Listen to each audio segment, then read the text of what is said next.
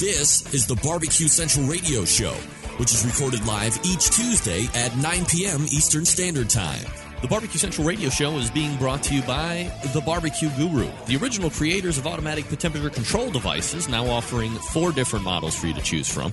Rest easy knowing that The Barbecue Guru is controlling your pit temperature so you can get on with your life. Visit bbqguru.com or call 800-288-GURU for more information. And by Fred's Music and Tasty Licks BBQ Supply, your online barbecue and grilling superstore. From cookers to grills, wood chips and chunks, and everything in between. Also be sure to try the Tasty Licks barbecue brand of rubs and sauces. Check Fred out online at tastylicksbbq.com. And by Stephen DeFranco Jewelers. Located in beautiful Willoughby, Ohio, Stephen DeFranco Jewelers is a family-owned and operated business looking to service the great folks of the barbecue and grilling world. Get free shipping and big discounts by mentioning my name and the term Barbecue Brother. Check out their inventory by visiting StephenDeFranco.com. And by Butcher Barbecue, with 30 years of experience in retail, wholesale, meat markets, food service, and customer service. Using that experience, everything they do and sell at Butcher's Barbecue comes from real-world knowledge. Check out their award-winning spices, sauces, marinades, and injections by visiting ButcherBBQ.com. Always trust your butcher. And by iGrill. The iGrill is a Bluetooth-enabled cooking thermometer that allows you to monitor the temperature of your food and smoker or grill from up to 200 feet away. Using the free iGrill app for your iPhone, iPad, and Android devices, you can set preferred temperatures, and your smart device will alert you when it's ready. It's perfect for cooking steaks to perfection or low and slow smokers overnight. Head to iGrill Inc., that's the letter I, grillinc.com to learn more. And by Barbecuer's Delight Wood Pellets, the barbecue wood pellet choice of competition cooks and backyard hacks just like me. The perfect blend of 2/3 oak and 1/3 flavor wood gives you that right BTU burn and flavor that you're looking to get all over your meat with smoky goodness. Visit bbqrsdelight.com. And by R&O Smokers, a custom pit builder using innovation and art in each of their cutting-edge, offset, and vault-style barbecue pits. Located in the heart of Texas near Fort Worth, Granbury has been the home to R&O Smokers since the beginning. R&O Smokers has continued to widen its range using visionary planning both on the design level and the quality of craftsmanship to bring their customers the finest custom pits on the market. Please get in contact with Billy, BILLIE _RO Smokers at yahoo.com or Tony at Tony _RO Smokers at yahoo.com or visit their main website, the letter O, RNO Smokers.com.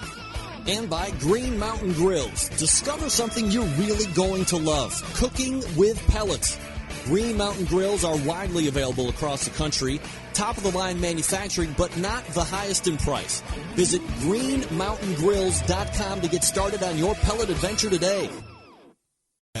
So to get that perfect barbecue, you use wood. Are you sure it's safe? Whatever. We put the lighter fluid on, strike the match, and... Oh! Should we call the fire department? That might be a good idea.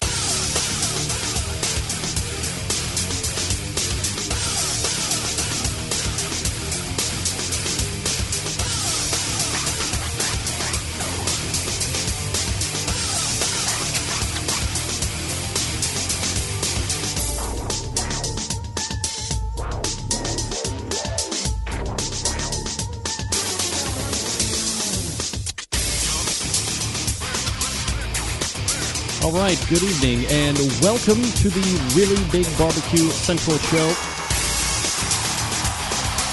This is the show that talks about all things important in the world of barbecue and grilling, broadcasting live and direct from the Rock and Roll Hall of Fame city of Cleveland, Ohio, rapidly becoming known as the barbecue capital of the North Coast.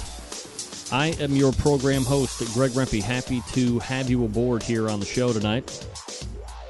Is my internet down? What is going on? If you want to get in touch with the show tonight, you can do it one of two ways. It's a toll-free call, 877-448-0433. You can also email the show if you want to. Greg at thebbqcentralshow.com.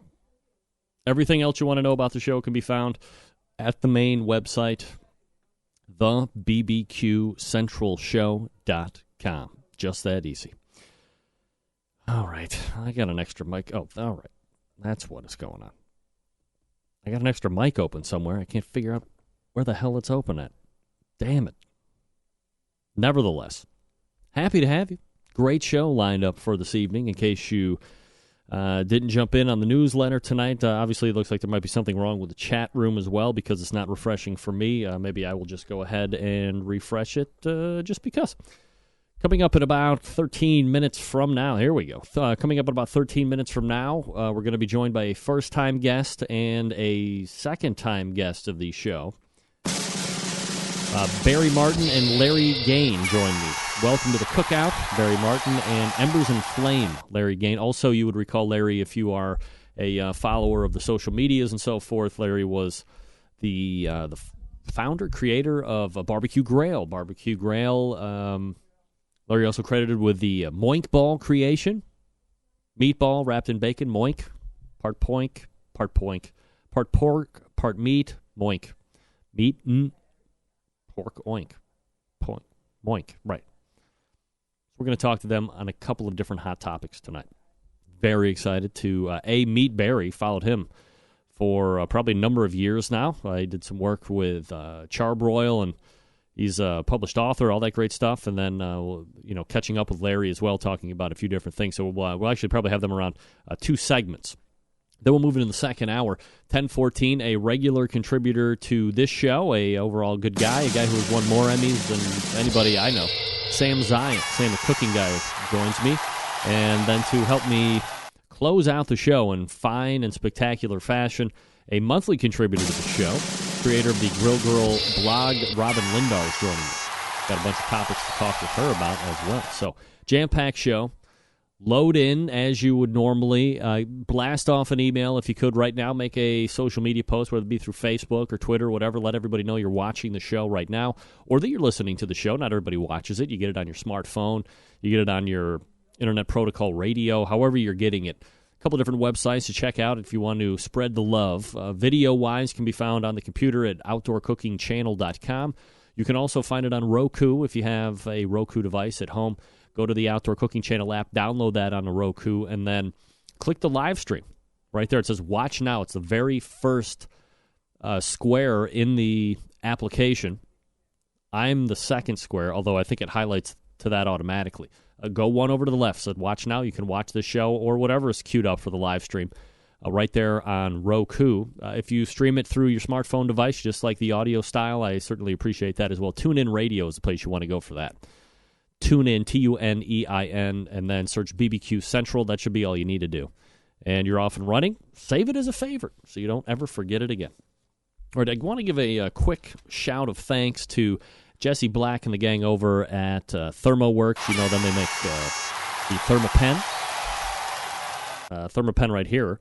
I'm going to show you that here in a second. But I also got the Chef Alarm. We talked about the Chef Alarm with Jesse a couple weeks back. So first of all, you get this handy carrying case. And inside, look at this. You got the Chef Alarm. Mine is bright orange. And then on this side here, I got actually 2 temperature probes. One looks more like your standard pit temperature probe. It's got that traditional like stainless cabling on it, but then it also came with a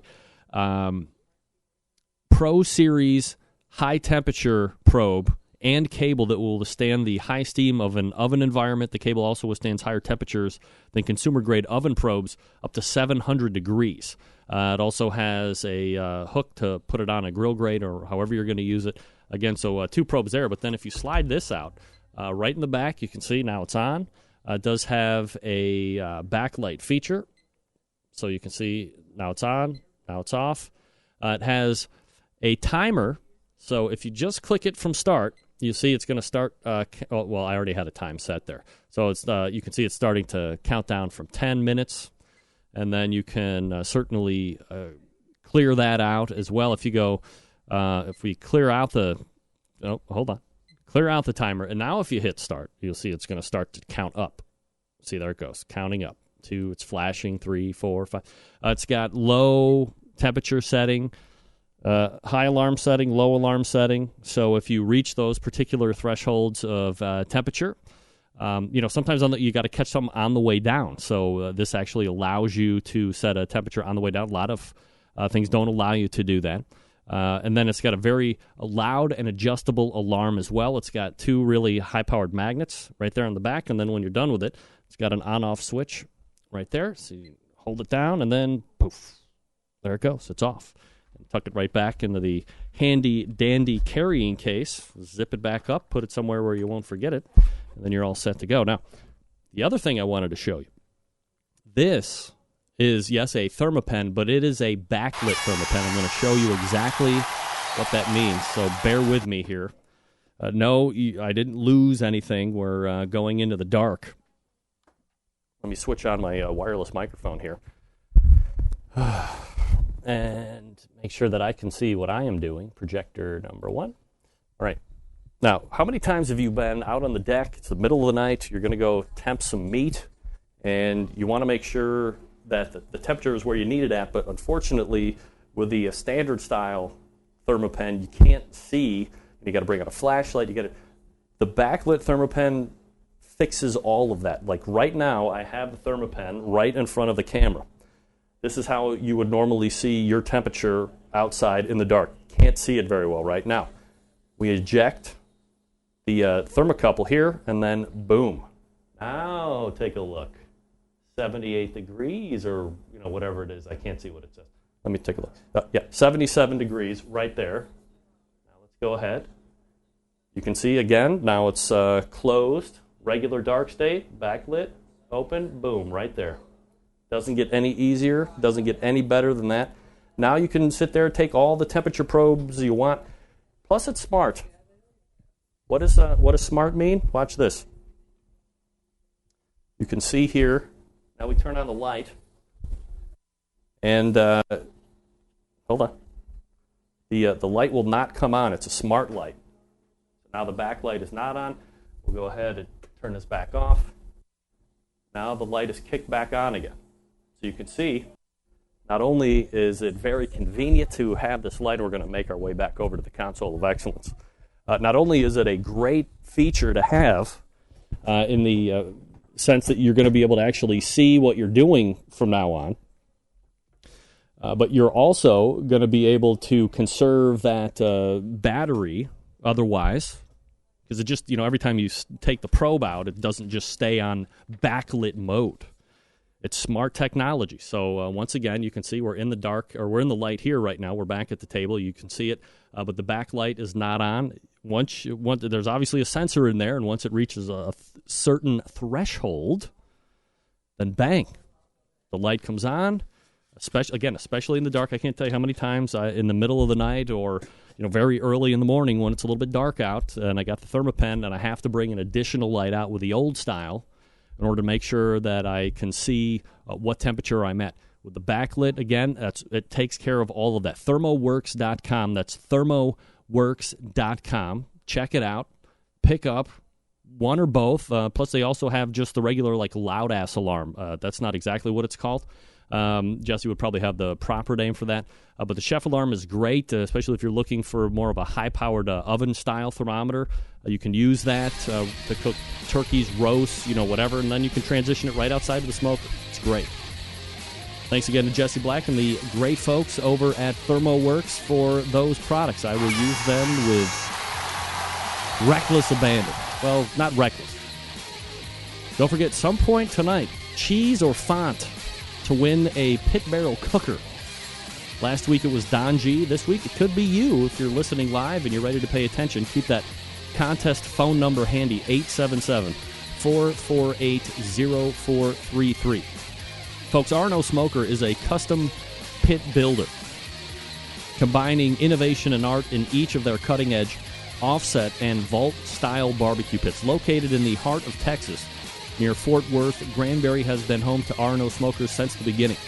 R&O Smokers has continued to widen its range using visionary planning, both on the design level and the quality of their craftsmanship, to bring their customers the finest custom pits on the market today. If you've been looking for a custom pit without the hefty price tag, and not more importantly, but kind of in that similar fashion, the long lead, the long wait times that some of those other manufacturers have on the market, make this your first choice to actually actively take a look at. I think you're going to be happy that you did. Mention you heard about Arno Smokers right here on the Barbecue Central show. You can receive an additional discount off the already low price. For more information, follow the link to the Facebook page, which continues to be found on the Barbecue Central show website. Click on that logo at the bottom right, or you can visit the sponsor page on my website or the links page on my website. That will get you to their Facebook page. Conversely, or in conjunction to that, you can get a hold of Billy Overton or Tony Belay, respectively, at these email addresses. Pay attention. Billy Overton's email address, BILLIE, Billy _RO Smokers at yahoo.com, or Tony, TONY _RO Smokers at yahoo.com.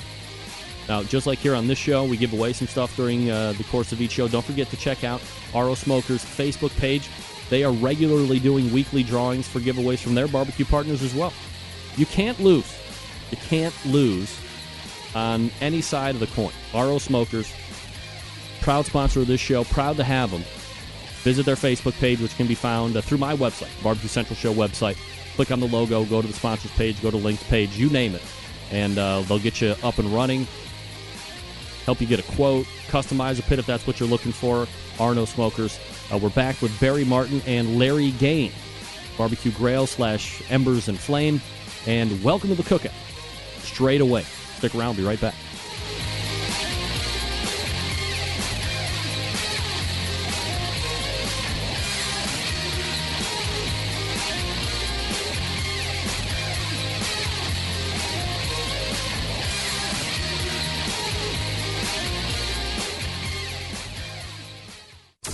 Broadcasting live from the Barbecue Central Radio Network studios in Cleveland, Ohio. You're listening to the Barbecue Central Radio Show. Once again, here's your host, Greg Rempe.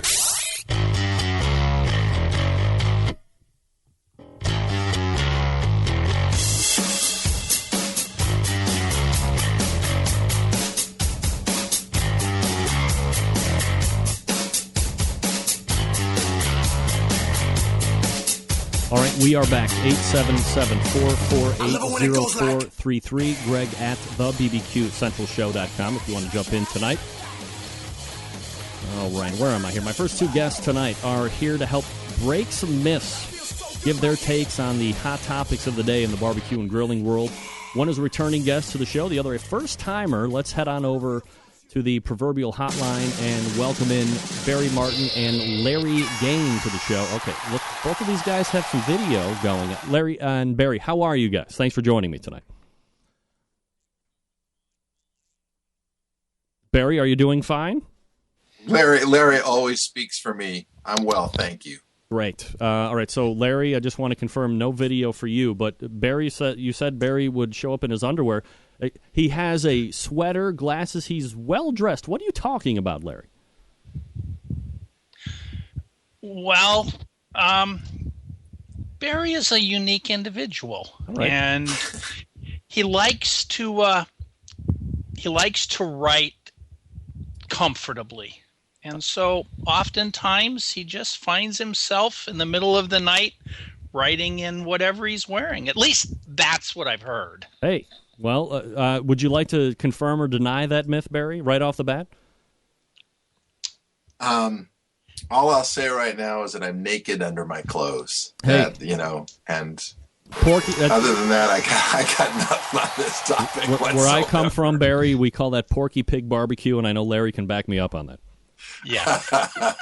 Absolutely. All right, guys, so appreciate you making time here for the show. If we could, before we get into some of these hot topics that I had mentioned, Barry, maybe a little background about you for the folks that might not be as familiar with your background and what you've been into. Well, I think the last 10 years I've been a spokesperson for a national grilling company and managed their online forums and their newsletters and their social media and wrote cookbooks and made appearances and stuff on their behalf. I kind of backed into that. I got into it purposefully just to help people learn how to cook. We've all been somewhere, somebody's backyard, an uncle, a friend, a next door neighbor, and you got that chicken that was burnt to just everything on the outside and raw in the center, or the steak that was overcooked, or the ham, whatever. We've all been there. And my whole goal was just, that's why I got involved. And it turned in a little bit more than that. I'm grateful for it. But at the end of this year, I'll be free to speak my mind a little more openly about the products that I really endorse and the kinds of things that I like to do and work with. And that's how I got hooked up with old Larry there. And is the main website that you are into right now, Welcome to the Cookout? Welcome to the Cookout is a brand we've created. Its purpose is to engage people who are backyard grillers, who are not really competent, let's just be honest, who really don't quite know what to do, who make those mistakes. And our goal is just to help them have a better experience. And once they get some of those basic skills and understanding of their particular cooker, then we turn it over to guys like Larry and the experts who can help them get to whatever next level they want to go to. Gotcha. Larry, maybe a little background about yourself. Sure. Well, I really started writing the Barbecue Grail blog about 7 years ago, and it has transformed into Embers and Flame this past year. And it's really just a site designed to help people learn about outdoor cooking a variety of different ways. I'm slowly really transforming into more of a feature article type of approach, as opposed to just recipes and how-tos. And so there'll be more interviews with people. I do a lot of cookbook reviews and different types of things, just trying to expand on the brand, I guess, for lack of a better term. Are there things, Larry, that you prefer not to cover, or are you pretty much open to all comers at this point? Yeah, I am getting away from doing as many reviews of products. I've never really been one that writes negative reviews about anything. If I don't like something, I just write the person and tell them why I don't. Barbecue is so subjective. It's kind of like, who am I to stomp on someone's dream of having a sauce? So a lot of people have probably told them they loved it. That's great. So, but I really want to do more products. As far as hardware, I guess you could say. I'm pretty excited. I got this giant spatula coming from a guy in Kansas City that supposedly you can turn an entire pork butt over with. And so I'm looking forward to stuff like that. Why would you possibly need to flip over a pork butt? I have no idea at all. I mean, if we're going to tell somebody they're... Should I want to? Hey, I'm going to be able to. If you don't want to tell somebody that their sauce sucks, how are you going to tell somebody that a pork butt spatula might be the most ridiculous thing ever on the face of the earth? Well, I'm going to wait and see what it is. But maybe if I can just flip over a giant hamburger, then I'm good, Absolutely.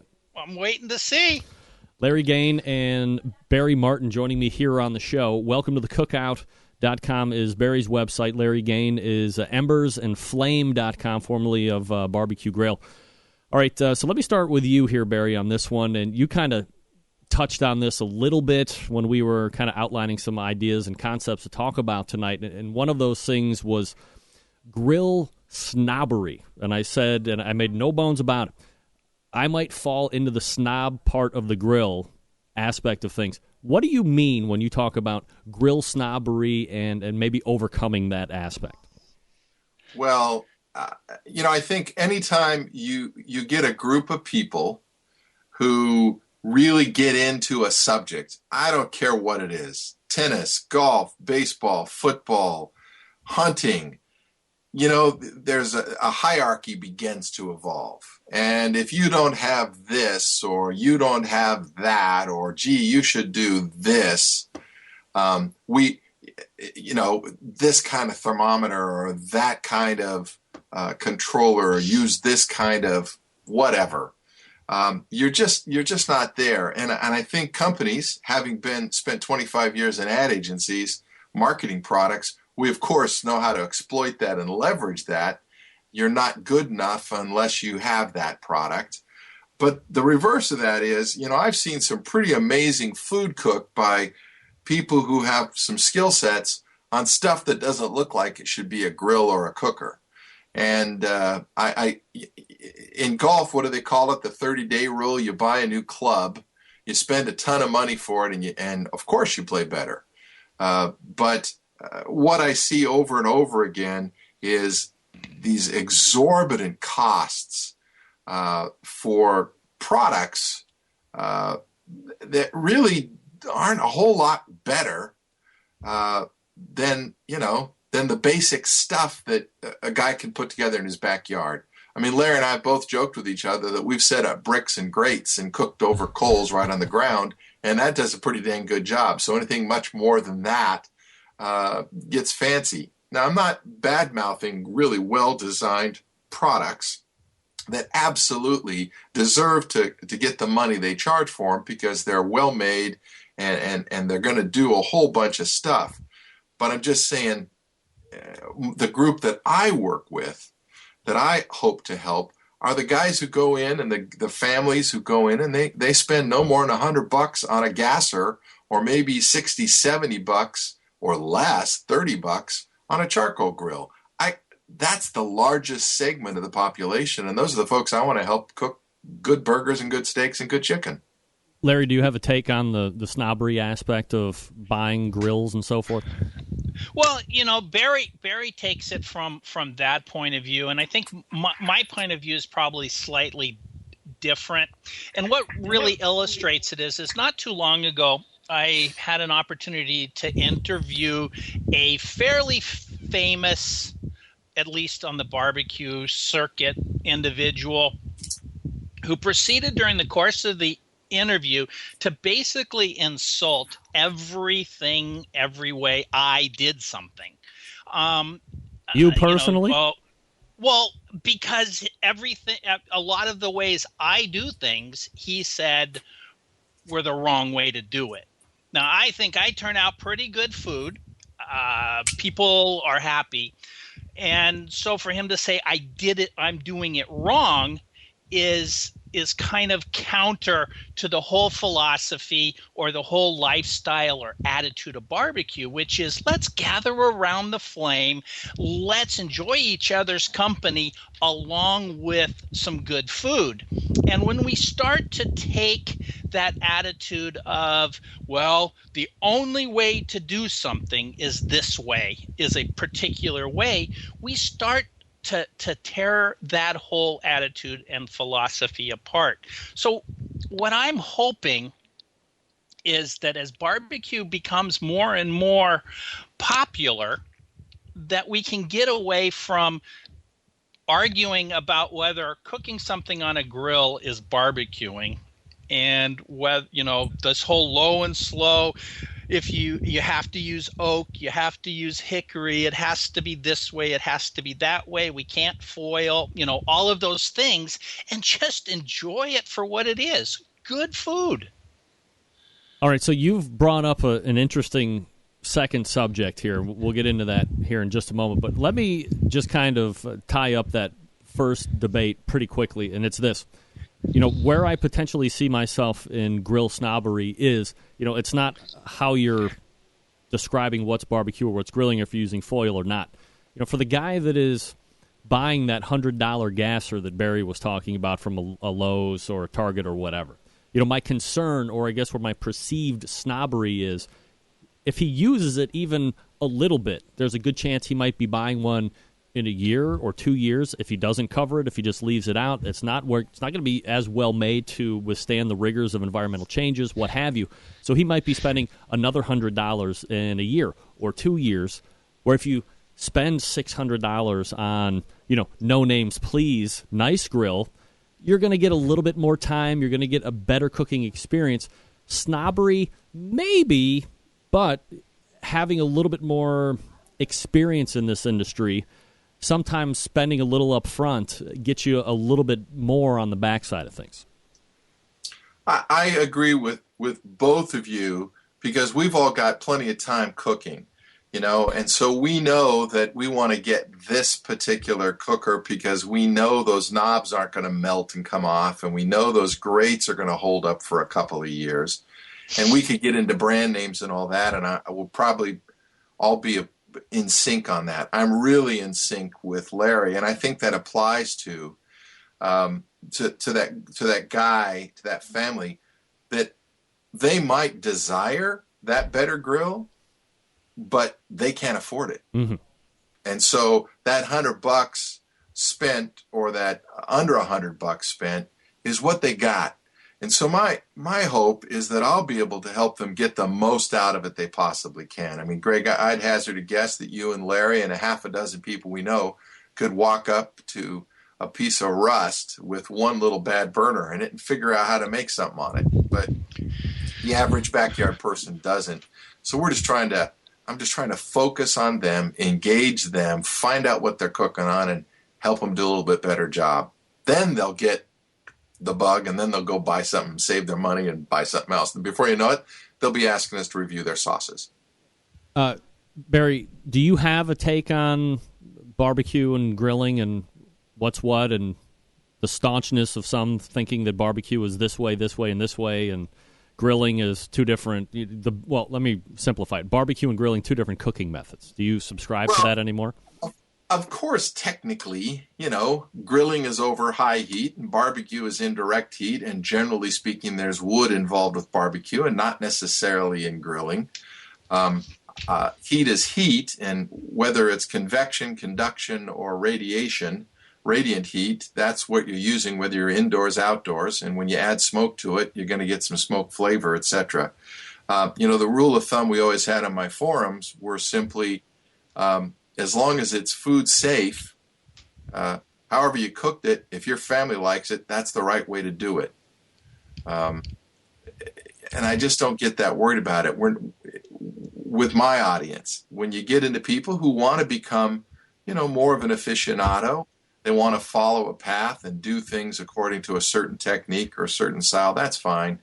But in the end, does it taste good? Okay, let's eat it. Larry, did you have any further expounds on the barbecue and grilling debate? You know what? I don't make a differentiation between the two. Probably the only line I really draw anymore is don't turn on the crock pot, throw barbecue sauce in it, and call it barbecue. Amen. I'm going to draw the line there. Absolutely. I would potentially be called hypocritical because for years I was staunchly grilling is one way of cooking, barbecue is another. But then I had a chat with Adam Perry Lang a couple weeks ago, and he used the term live fire cooking. I mean, it's not the first time I've ever heard it, but I guess that was the first time that it kind of dawned on me to, just drop the shenanigans of trying to dissect it all. And what we can all agree, whether it's liquid propane, whether it's natural gas, whether it's charcoal or wood, it's fire. It's a live fire. It can burn everybody up and kill everybody. And that's live fire, and that's what we're using in some form or fashion. So to me, that's how it's going to be founded, or however you want to call it. At least in my book, it's live fire cooking. Yeah, Greg, that you mentioned Adam. I fortunately had the chance to be able, I think, to call him a friend. And it was a lot of conversations with him that really started changing my point of view. He calls grilling Yankee barbecue. And I think that's really, that attitude is really what started to change my point of view.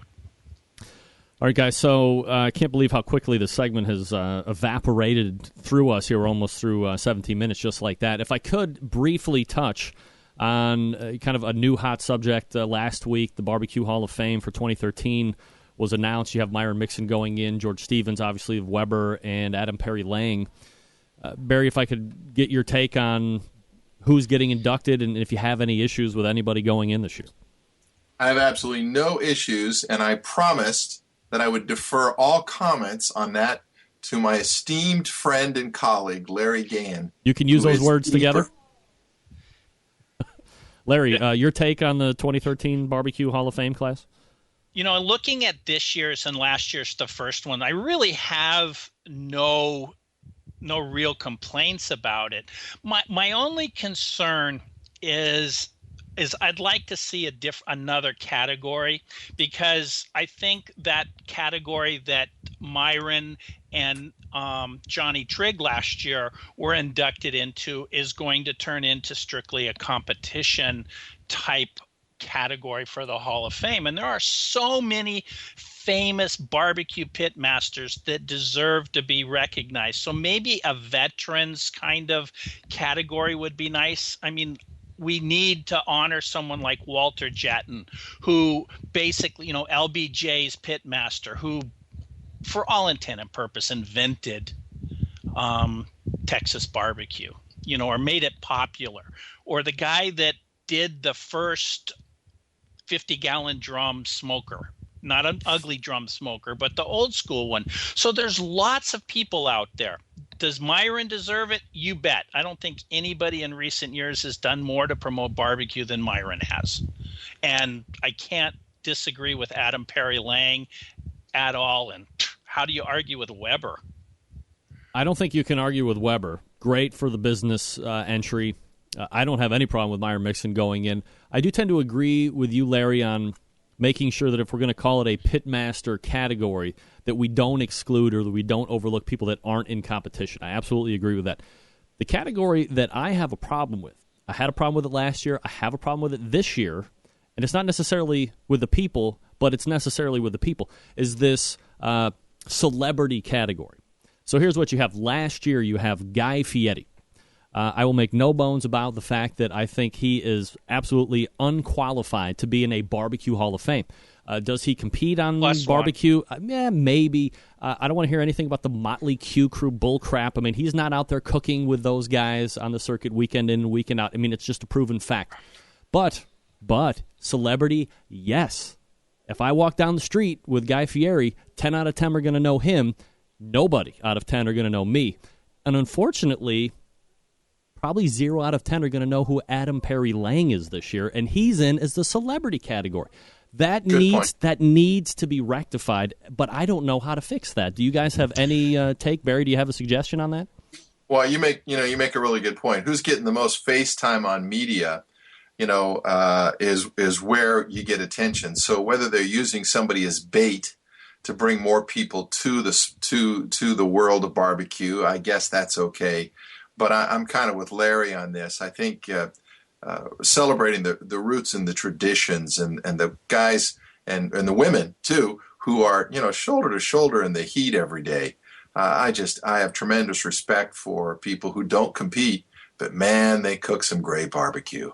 You could, anybody in any part of the country could probably pick out somebody who's been cooking, whole pig, or they've been cooking, steer, cattle, whatever, for a long time, and that's what they do, and that's good stuff. And maybe there's a way to recognize that. I don't know. Larry, suggestion on the celebrity category?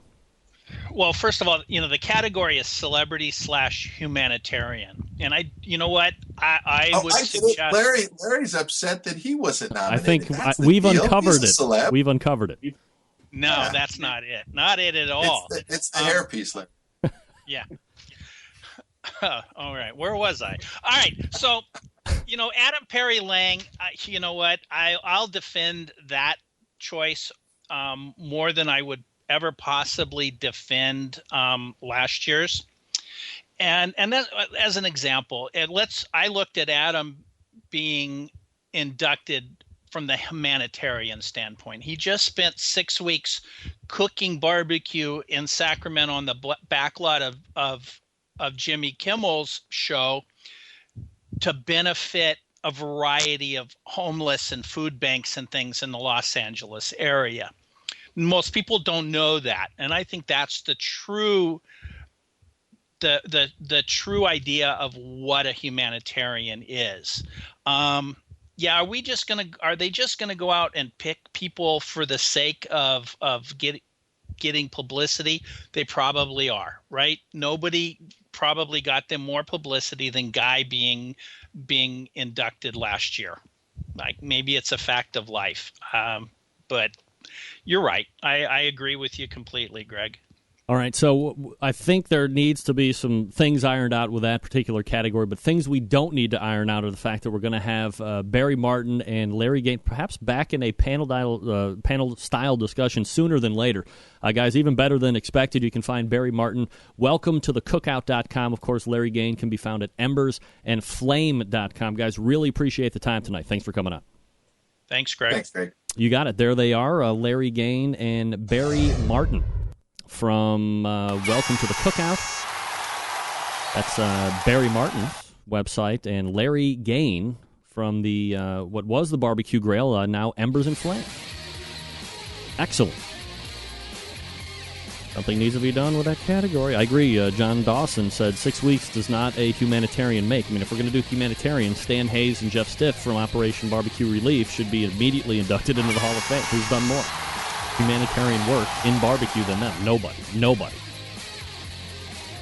All right, gang, here we go. If you're like me, you're always trying to think of ways to step up that barbecue and grilling game. Let me tell you what to add to the arsenal. I'm taking the notes away. This is going right from the heart.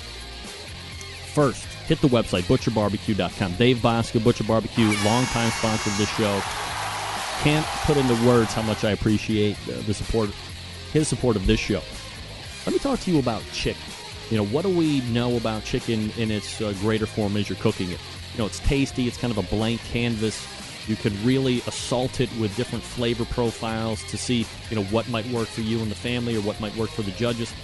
One thing you really have to control in order yourself to either get praise from the neighbors or get the great scores from the judges is retain moisture. There's no other product on the market right now that is going to help you retain moisture in your chicken, in your birds, than the Succulent Bird Booster. That's right. You go over to butcherbbq.com and then go right to the Bird Booster. Go to injections, I believe. It's under the injections portion because you're going to inject it.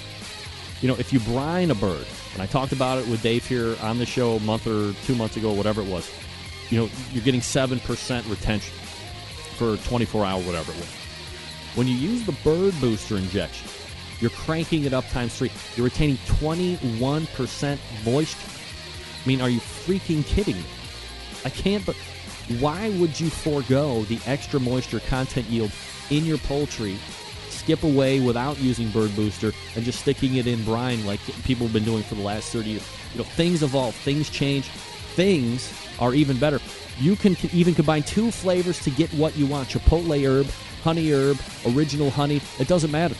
Make those changes.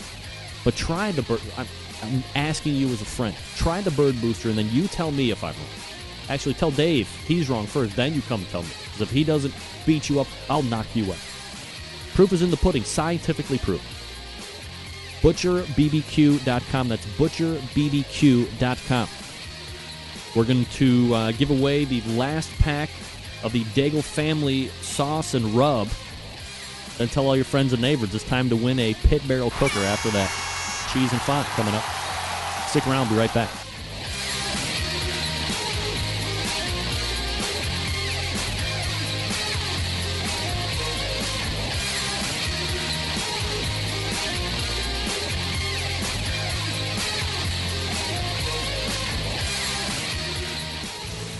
Now's the time where we give stuff away. People give us stuff on the show to give away at no money for you. That's why it's free. Send an email on its way when I tell you to. That's why we give stuff away.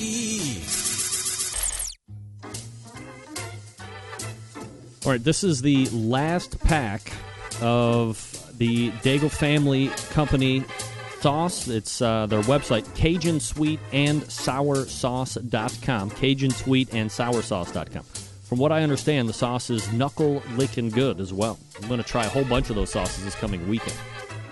You will get one each of their sweet and sour original sauce, pecan garlic sauce, applewood jalapeno, sweet and sour spicy. And their sauce with the most heat, sweet habanero. You also get a can of their Cajun Grillin' Blend Barbecue. Wow. Cajun Sweet and Sour Sauce.com. You send me an email in the subject line. It says The Barry and Larry Show. The Barry and Larry Show. Thanks to Ted Daigle and Daigle Family Company for the 4-week giveaway that ends right here. The subject line, The Larry and Barry Show, ladies. Hey, time the Larry and Barry, ladies and gentlemen. Good luck. Get in the smoke. Call 877-448-0433 to get on the air. Now, here's your host, Greg Rempe. Big B, Moonshine Band, Suburban Noise Records. Let's go! I'm an outlaw. Give me 2 shots. We don't need a radio. Bring a jukebox. For my outlaws, bring me 3 shots. We can raise hell before the speed stops. I'm a whiskey drinking SOB. If you don't like that, then you won't like me. I'm an outlaw.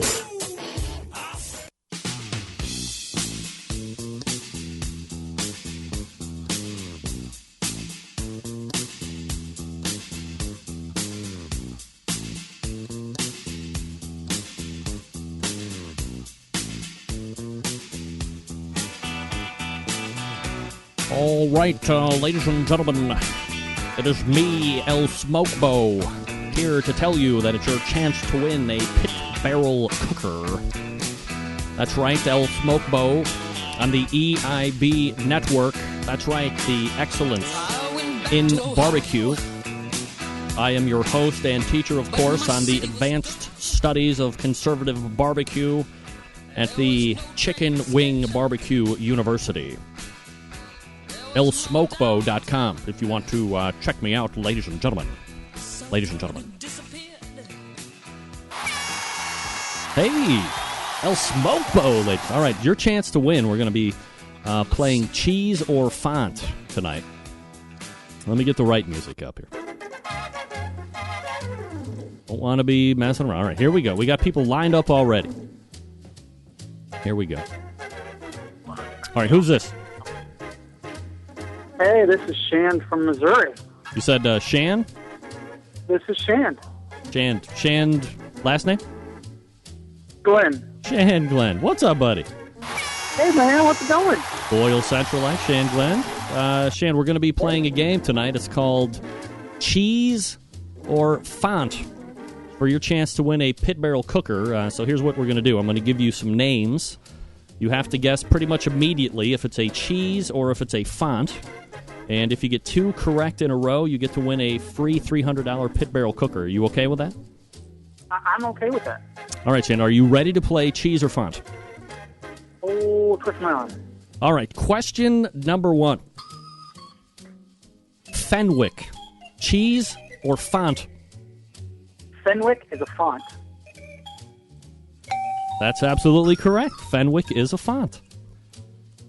This guy must know his type. All right, Shand, 2 in a row. So if you get this one right, you win the pit barrel cooker right off the bat. Here it is. I'm ready. Let's try it. Here we go.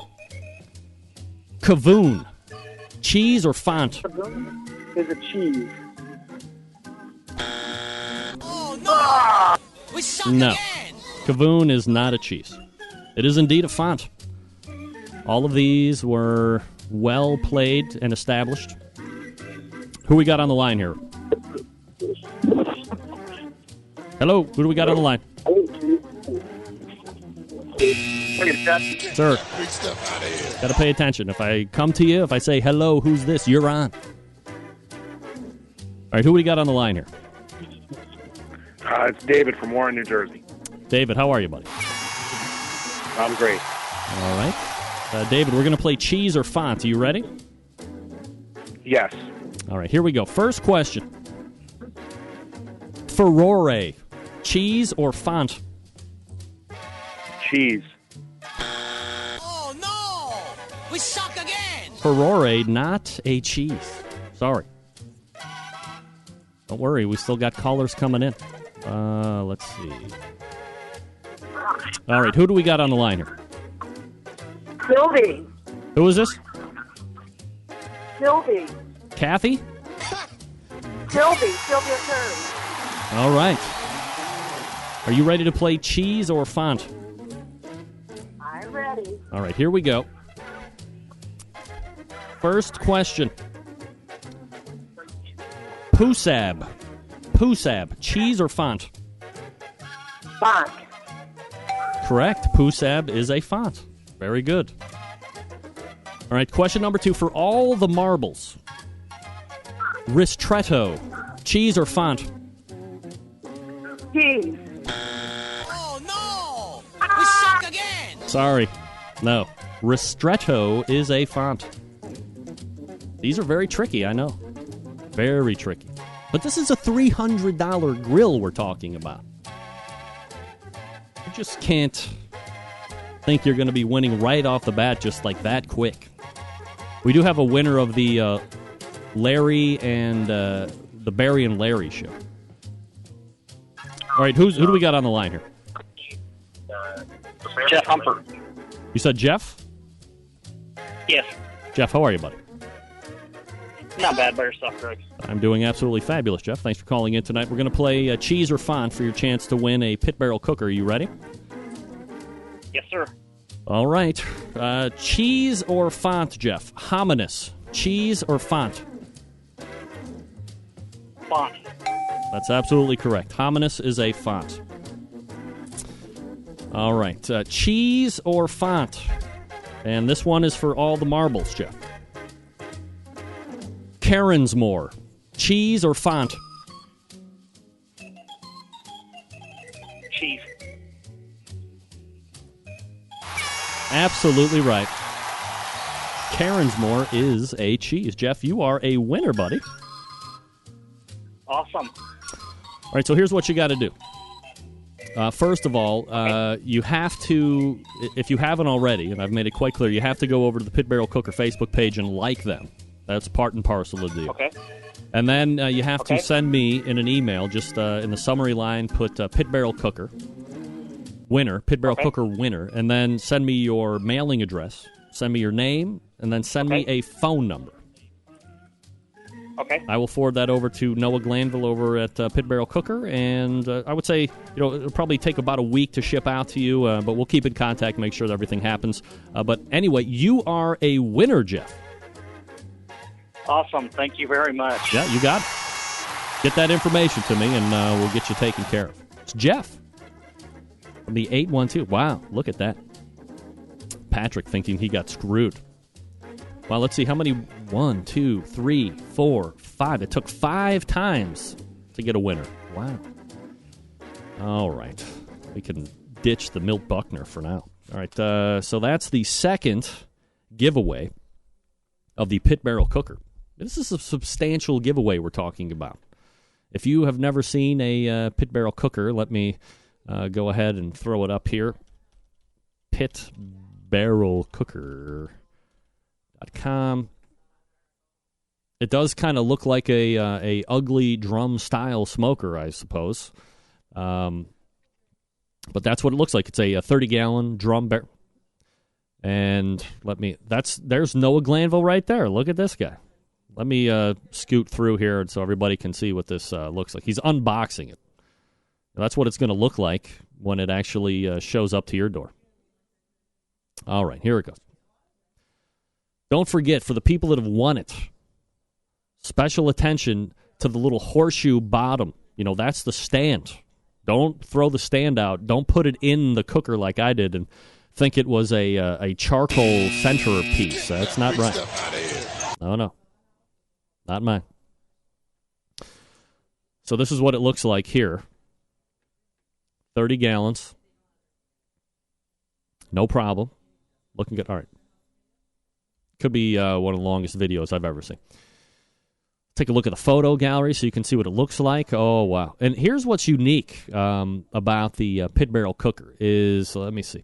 You hang the meat. You can see, well, there's a dog. Is the dog up going to be cooked next? You hang the meat. Well, you don't have to, I guess. But you do have the option of hanging the meat whether it be ribs or brisket or chicken or whatever. And I don't have any idea how it exactly happens. But I'm telling you, every fiber of your being, especially when you cook a big whole pack or brisket or the slabs of ribs, when you hang it down and you get the tip of those ribs literally inches away from the charcoal, every fiber of your being is going to scream, "It's going to burn!" I don't know how. It does not burn at all. I don't know how it does. Must be scientific technology that they use in spaceships and space rockets. Because I don't understand how it doesn't work or how it doesn't burn. Also, you can see right here, you do have a cooking grade option as well if you want to do big chops or roasts or whatever. Or if you just don't get comfortable hanging meat, pitbarrelcooker.com. It's PITBARREL Cooker. Pitbarrelcooker.com is the website. Check it out. And you have one more chance next week to win a Pit Barrel Cooker. We will be playing athlete or porn star. I will be doing my due diligence as soon as the show ends tonight to make sure that I have a vast selection of both athletes and porn stars. Like, I'm sure a big surprise, right? Of course. All right, congratulations to Jeff. Give me that website again if you're listening, buddy. I need the shipping info. I need the phone number. I need your name. Those are very important parts in order to make sure that you get your cooker shipped to you post-haste. Again, thanks to Noah Glanville and the folks over at Pit Barrel Cooker for doing that. One more next week. All right, for the Ted Daigle and the Daigle family Cajun sweet and sour sauce giveaway, that goes to none other than Alan Frankel. Alan, please give me an email and in the subject line put a sweet and sour sauce winner. And then I will make sure that I forward that on to Ted, and then he will send you what is I think we've done, this is the fourth one, so we've done 3 in a row, and I've gotten 2 of 3 emails from people saying, wow, I can't believe how much sauce, how much rub, how much product they gave me for a free giveaway. Believe me, you're going to get set up like crazy. You're going to have testing to do all over the place. You're going to be able to try it on a number of different items, proteins, whatever. Crazy. You're going to be very happy, Alan. So send me that. Let me see here. Shand is asking, next chance to win with subject matter I know best. Porno. Look at you, Shand. All right. He's feeling very confident already. How about that? Love it. Me? We're just giving away Pit Barrel Cookers. Yeah, me and the cat. We're giving away Pit Barrel Cookers tonight. We are. Me and my pussy. That's right. He's very cool. My kitty. All right. That was Cheeser Font. Let me get to this picture. We got a couple minutes left. There's a lot of these rib burns that go on. They're not sanctioned competitions, that we have come to kind of know and love, the KCBS, the FBA, the Memphis Barbecue, things like this. But you get the big rib burns that go, in Cleveland, it's all the rage in the summer. Big Cleveland rib burn off. They're all at the fairgrounds and the surrounding areas and whatever. And credit Stacy Lawler on this. We call it succulent racks. How about this? How about this picture? Oh, wait. Sorry, that's Larry. That's the Larry and Barry show. Look at this picture. You can see, titled all the way up at the top, Succulent Racks attract record crowds to Rib Fest. So, as you can clearly see in the foreground, there's 1, 2, 3, 4, 5, 7 to 8 slabs of ribs, potentially over-sauced, potentially on their way to being burned or over-caramelized because they're over direct heat. That really gets me skittish. But, man, what are we looking at here? Succulent racks. You have a picture of a lady with a tank top with her boobs hanging out, and they titled this thing Succulent Rack. Are you kidding me? Get that big stuff out of here. What are we looking at? I guarantee every man and potentially woman on the face of the earth that got this circular saw succulent racks and immediately went down to the clavage. They weren't looking at the actual racks of ribs that drew record crowds. The question is this: what was drawing record crowds to this rib fest? Was it succulent racks, or was it the racks on display? I gotta guess.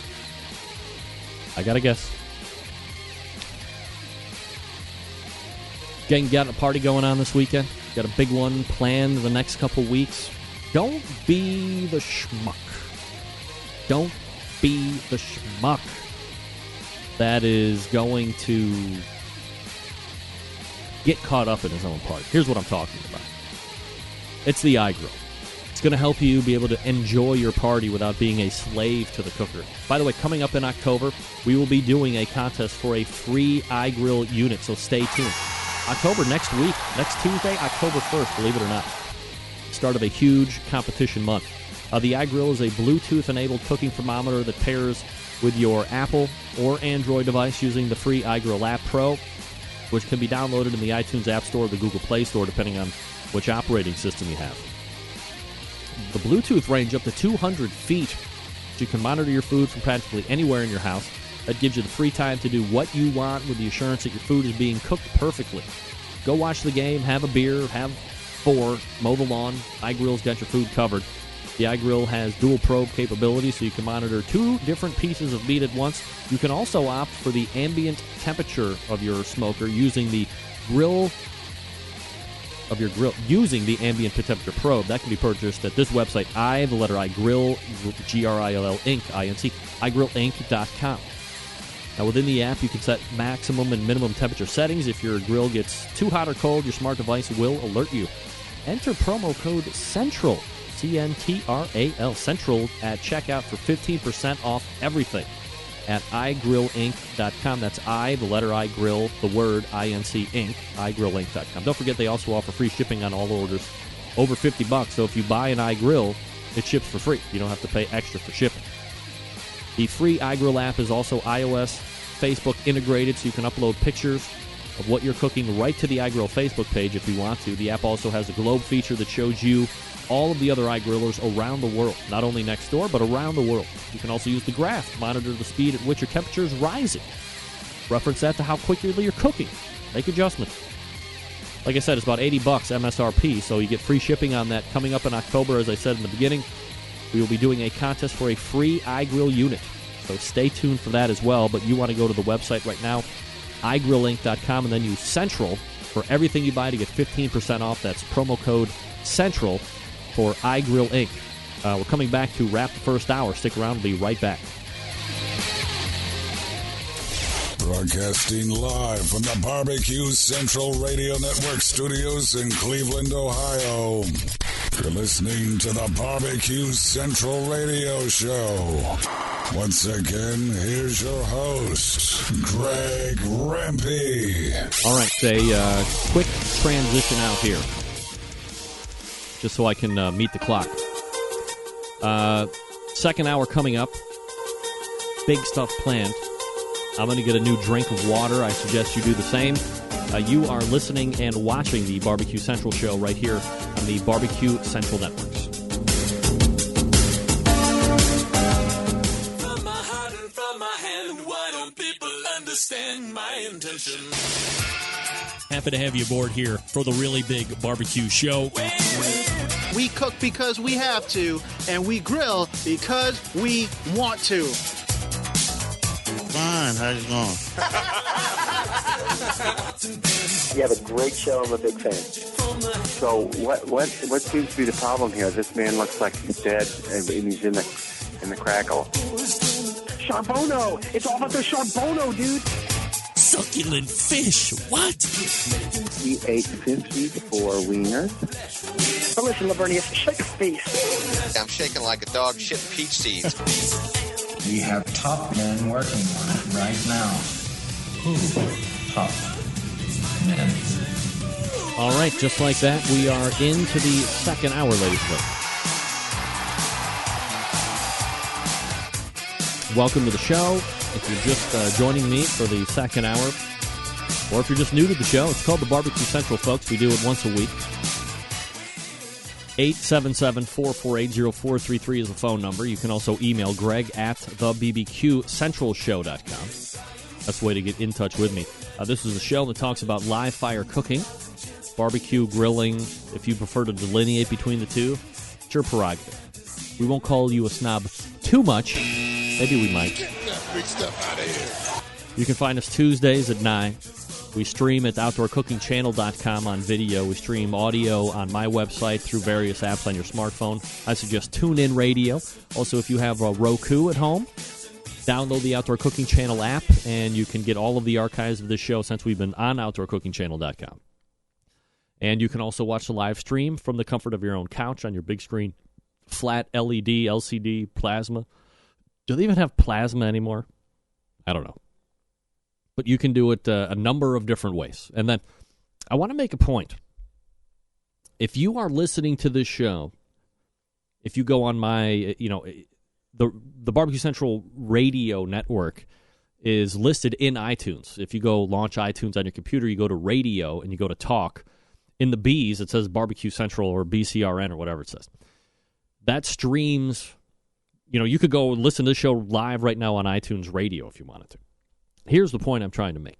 If you're listening to this show any other time than between the hours of 9 and 11 on Tuesday nights, and you hear a contest, don't enter. If you're listening to the show Friday at 6 a.m. in the morning, and you're listening to the replays, because that's what they are, they're the whole replays of the whole year of 2013 so far, and you say, hey, send me an email with such and such in the subject line.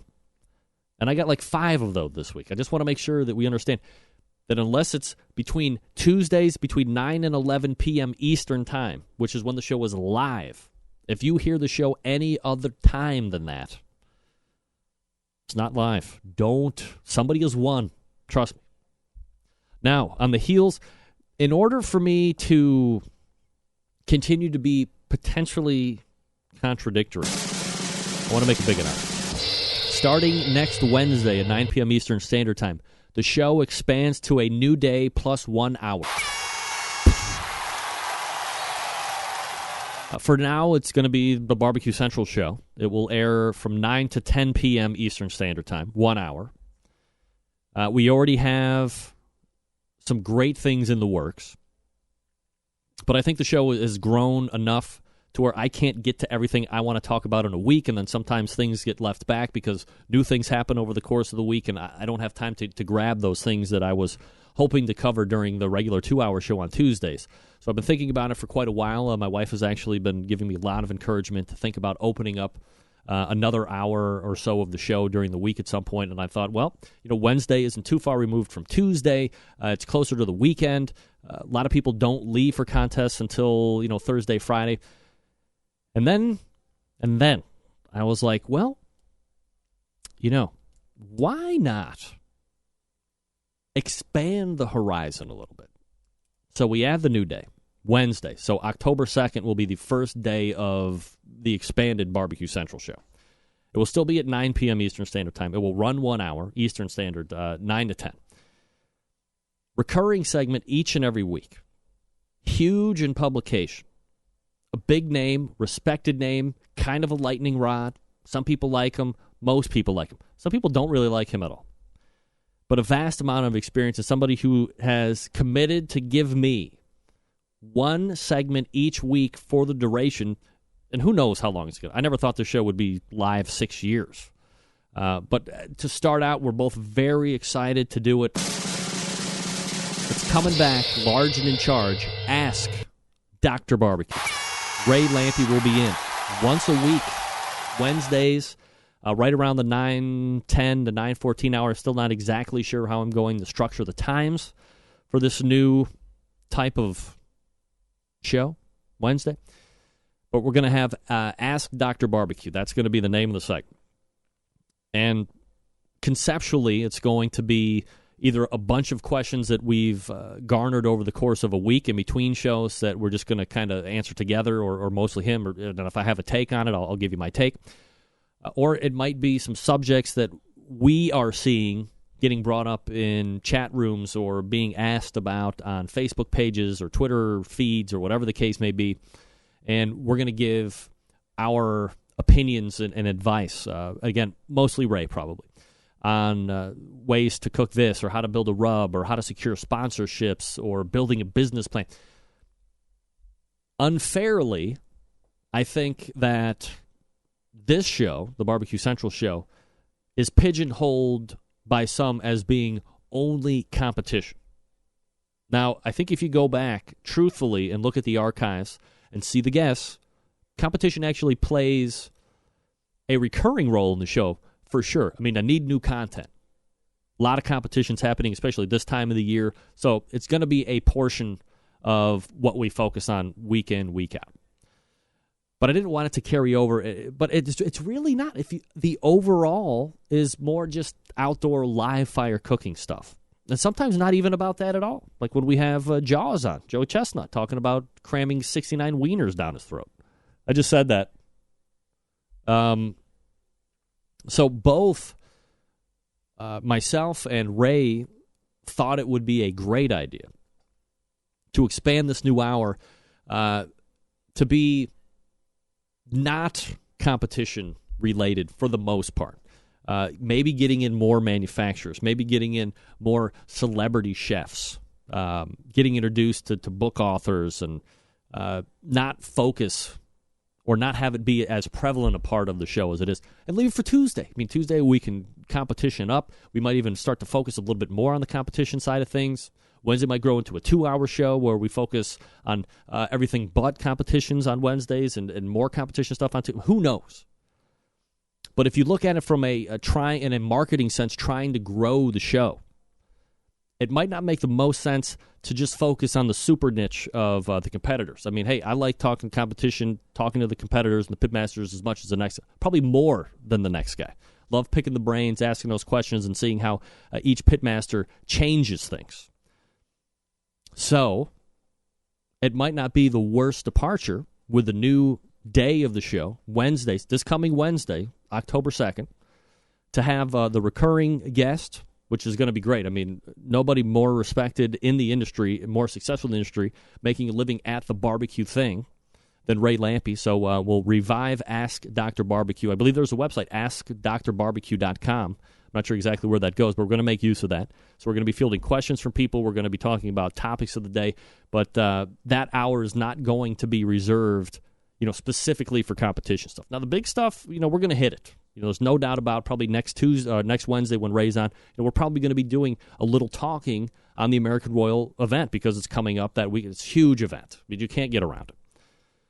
But Tuesday is going to be the show as it is, kind of sparsed around or whatever. And I might be moving some regulars, over to Wednesday, or moving some people that I thought would be better on Wednesdays into. We'll see how it goes. Make a note. This show, starting Wednesday next week, expands 9 to 10. So now 3 hours over 2 days of the Barbecue Central show. With Ask Dr. Barbecue site. Are you kidding me? How great is that? 877-448-0433.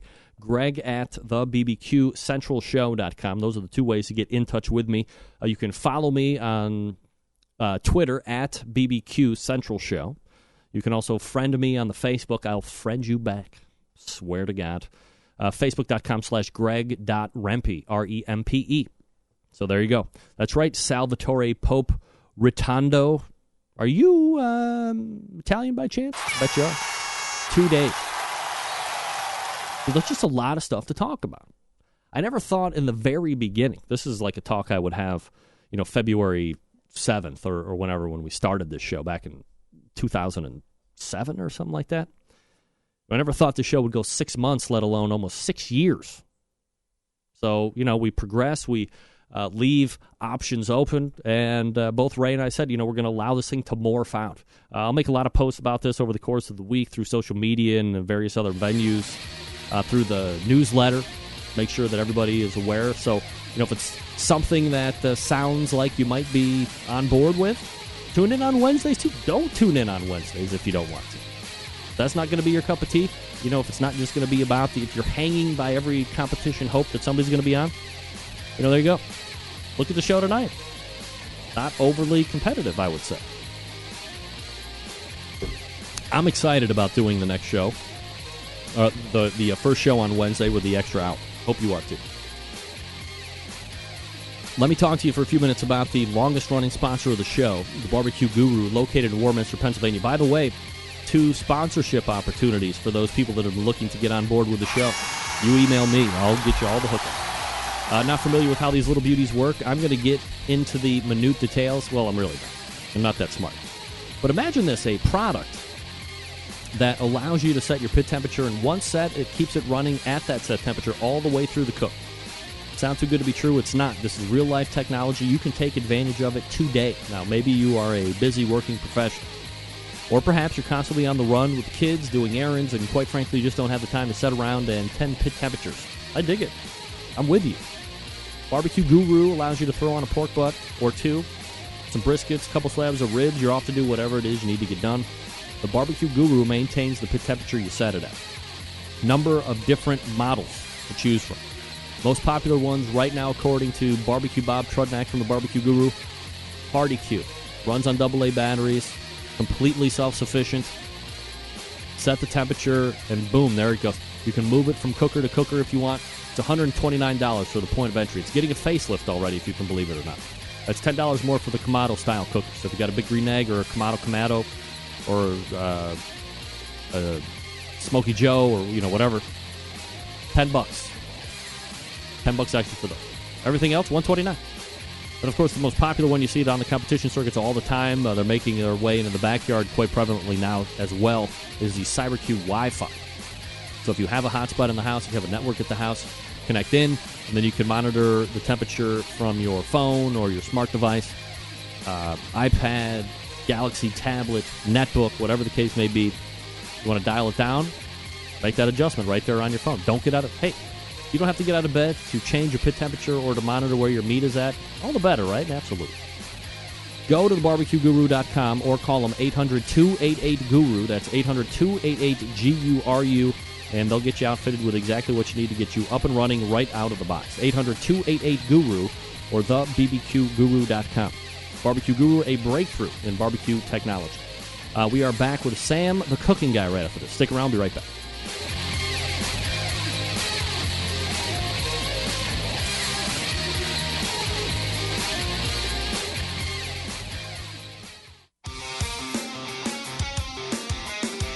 Broadcasting live from the Barbecue Central Radio Network studios in Cleveland, Ohio. You're listening to the Barbecue Central Radio Show. Once again, here's your host, Greg Rempe.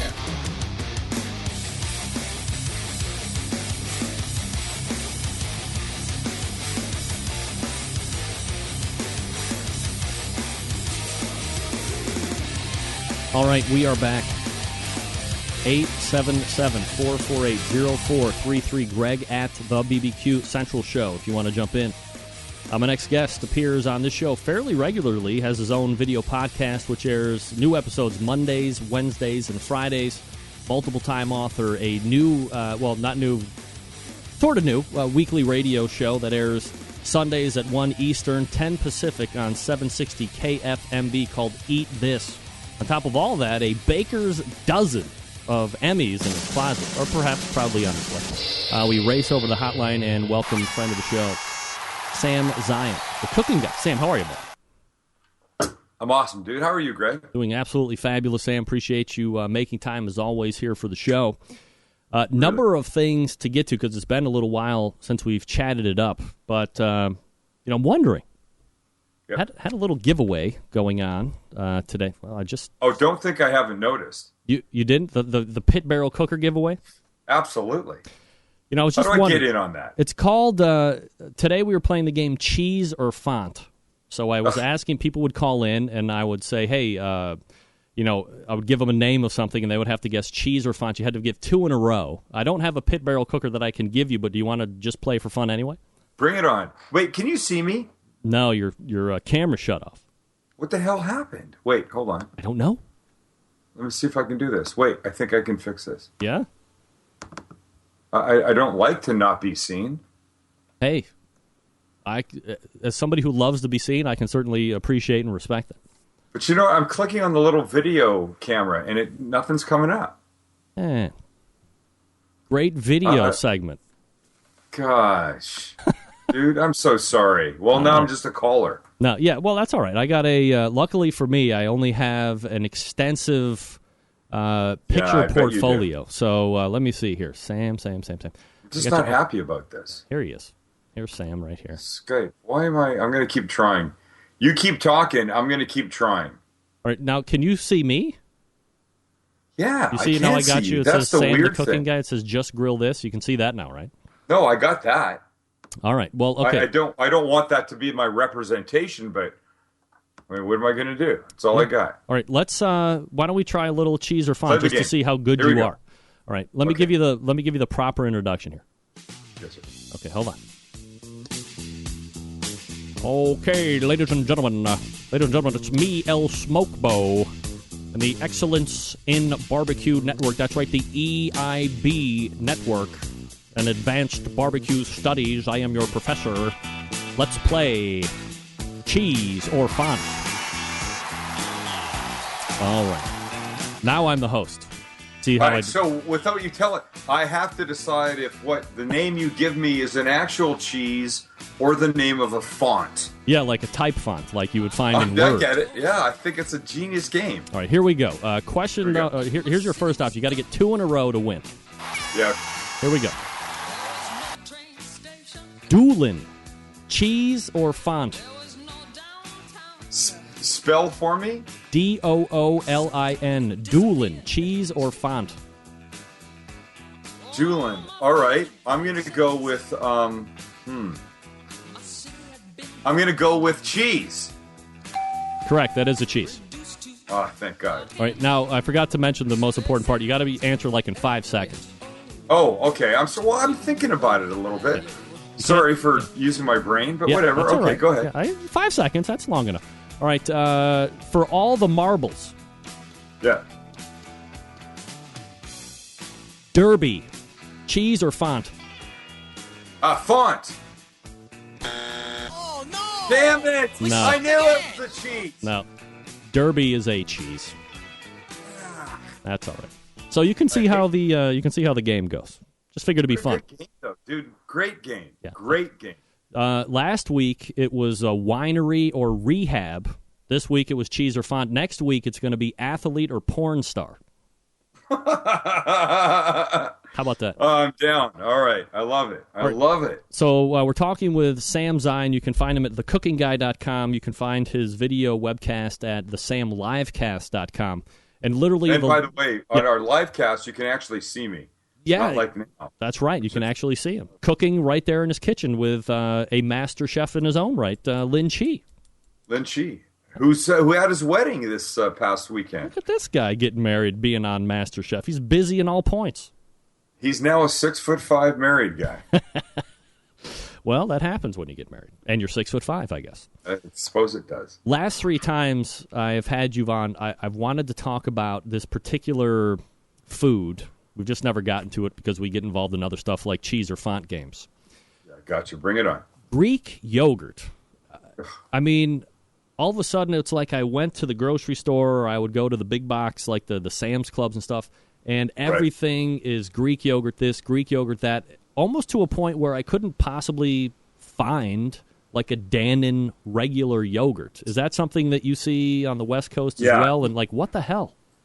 You know what? I'm sure you saw it here first on the West Coast because, or as we call ourselves, the left coast. Yep. Because think about it, we're uber health conscious out here. And anything that can give us a reasonable amount of flavor and be good for us is a bonus. There's not too many things, that can do that. You can't smoke anywhere. Drinking is looked down upon. Anything that's really delicious, people don't want to have. So when there's kind of this middle of the road, sort of half good for you, half still relatively tasty thing, it becomes like a new god out here in California land. And that's exactly what happened with Greek yogurt. I went to the supermarket one day, and there was one Greek yogurt, and I went back the next day, and it was like it was a pack of rabbits, and there was thousands of different types of Greek yogurt. I don't know how it happened.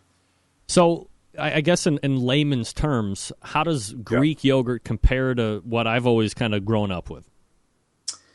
Well, here's the thing. Greek yogurt is thicker, it's richer, and you could argue that it has a taste that's a little more, that's less. I think it's a little less sharp than some of the other yogurts. Let me give my take on how it tastes. I call it sour cream-esque. That's exactly right. It's very close. And I would say that it stands in, Greg, for sour cream in a really great way. And look, for anybody that's listening, my father used to use this expression: if you take care of I'm gonna hope I don't screw it up. The nickels and the pennies, the dollars will take care of themselves. You know what that means? Yeah, of course. Right.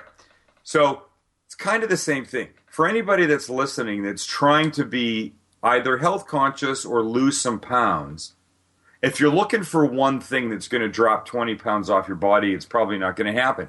It's going to be in the small changes that you make. And switching from sour cream to Greek yogurt, especially the non-fat Greek yogurt, is a really delicious, still, and intelligent way to do this. Here's all you need to know. A cup of sour cream has nearly 500 calories in it. Wow. A cup of non-fat Greek yogurt, which really has the same body, consistency, and nearly the same flavor, has about 150 calories. Wow. Right? It's 300 calories difference plus. It's amazing. And it can be used in so many swap outs, like a baked potato with the sour cream is delicious. Baked potato with the non-fat Greek yogurt, still rich, still creamy, still delicious. I would guess that most people wouldn't notice the difference. So why not make a change if you're not going to notice the difference? The one thing that I recall kind of growing, and I've gotten away from yogurt a little bit now that the Greek yogurt has hit the markets. I've actually started to eat it again to be a little bit more health conscious, get that good bacteria in my guts. Growing up, you get the Dannon with the fruit on the bottom and, sweet. And I think I ate a lot of it because it was kind of sweet and... Too sweet for me, by the way. Yeah. Here's the thing. I found that when you're eating the Greek yogurt with the fruit, and I particularly like pineapple and blueberry... That sharpness of the Greek-style yogurt really plays well with the fruit that's inside of it, much better than its older counterpart. Doesn't it? Oh, for sure. I mean, think about it. When it comes to cooking, I say that opposites attract, and that means sweet and sour and crispy and, soft and hot and cold, that kind of stuff. Same thing with the Greek yogurt. It's a really good observation. You got a good palate, bro. I like that you say these things and you recognize this stuff. But so I like the idea of the fruit on the bottom, but I don't like their fruit because it's too much and I find it's too sweet. So what I do is I take some Greek yogurt, I add a spoonful or two of apricot jam. That's my thing because it's not quite as sweet as like the strawberry and the raspberry. Yep. It's got a little sharpness to it still, but it's got the sweet. And then I add some nuts. And I find that to be a very good breakfast. I mean, I feel like sometimes I need to add like some whole wheat toast to it. And I know this is a barbecue show, and I know the general sort of diet of this kind of food theme. But I would say these are the kind of changes you can make. So you don't have to feel guilty about having pulled pork at night or the ribs or the brisket or that kind of stuff. You know what I mean? Yeah, absolutely. And, it's funny because I was just talking about I'm going to be next Wednesday, I'm starting a new night of the show. We're adding, 1 hour. So it'll be a 3-hour show over the course of 2 days. Congratulations. And I want to make sure that, it's not the show. It's kind of like your show. It's a cooking show, but not always about cooking. This is a barbecue show, but not always about barbecue and grilling. And, that's especially why I like to have you on to get those out-of-the-box takes and more the in-the-kitchen style views and advice and all this other stuff. One of those what? Yeah, go. Sorry, go ahead. No, go. I was going to say, you know what? Look, I'm 54, I think. Yes, I'm now 54.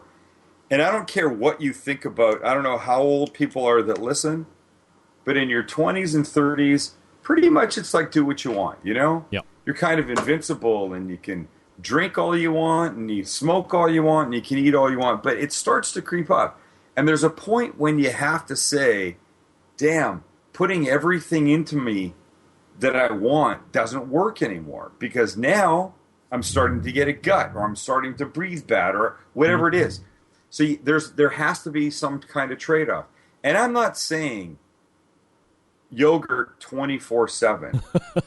I'm just saying, you have to put some good in with the bad to balance all of this stuff out. And introducing like a reasonably healthy breakfast. But today, my breakfast today was a bowl of yogurt, non-fat Greek yogurt, with some crunchy oats and stuff like, whatever, granola kind of stuff on it, and a soft-boiled egg with a piece of whole wheat toast. Completely satisfying, really delicious. Soft-boiled eggs are like one of God's great gifts. I mean, I can't get enough of them. I try not to eat too many, but, for me, perfect 4.5-minute soft-boiled egg is almost heaven in a bowl, especially with a good piece of, really seedy kind of toast with it. Absolutely. We're talking with Sam Zion, by the way. Sam, the cooking guy. You can find him thecooking.com or the Sam Livecast, which is the samlivecast.com. Let me ask you another thing, kind of in a similar vein. Butter, margarine. I believe my grandfather used to call it oleo, sweet cream. Many versions of this thing. Yes. Butter. So, is butter really butter? Is it also margarine? And is it term barbecue and grilling for people? No, it's not. Butter's butter. Margarine is bullshit. I think if you're using it, that's not a compromise, Greg, I'm prepared to make. Butter, you're using it for the flavor. I mean, yes, you're using it for its lubrication for whatever it is you're cooking. You put some onions in a pan, you put some butter in, or yes, you could use margarine, but margarine has a definite taste. I'm not prepared to go down the margarine route. Is butter better? In the overall sense, is butter better for you to consume then? I don't know. I suppose calorie-wise, fat-wise, butter has more than margarine does. But it's not that great a difference that I'm prepared to do that. It's not the difference between sour cream and non-fat Greek yogurt for me. I don't want that weird taste. And margarine to me definitely has a taste. I'm a food guy, and I'm all about the way things taste. And if I want to cook some, asparagus in a pan and finish them off, I'm going to use butter. Margarine doesn't cut it. I mean, often I use olive oil and butter together. And I use a little bit of butter for the taste, and I use a little bit of olive oil to keep the butter from burning. It kind of helps it along the way a little bit. Yep. But I'm not going to use that I can't do that, dude. That's just wrong. We got about 4 minutes left. Maybe some of your most favorite recipes that either A, you've been working on or that you are really enjoying right now as summer winds up, well, at least out here, and as we head into the fall. You can see I'm wearing a freaking sweatshirt, right? Yeah, what's going on there? Tell me temperature right now. It's 52 degrees right now. Good Lord. Yeah. Well, it's not that far away here. We're probably 60. It's probably still 68 right now. So yeah, but we're not going to see 68 anymore. You're not seeing it ever again. You know what? So lately, what have I been eating? Let's see. I'm always a fan of eggs. I've been doing some meatloaf reruns lately. I don't mean reruns. I mean make a meatloaf and then make stuff out of it. Like what?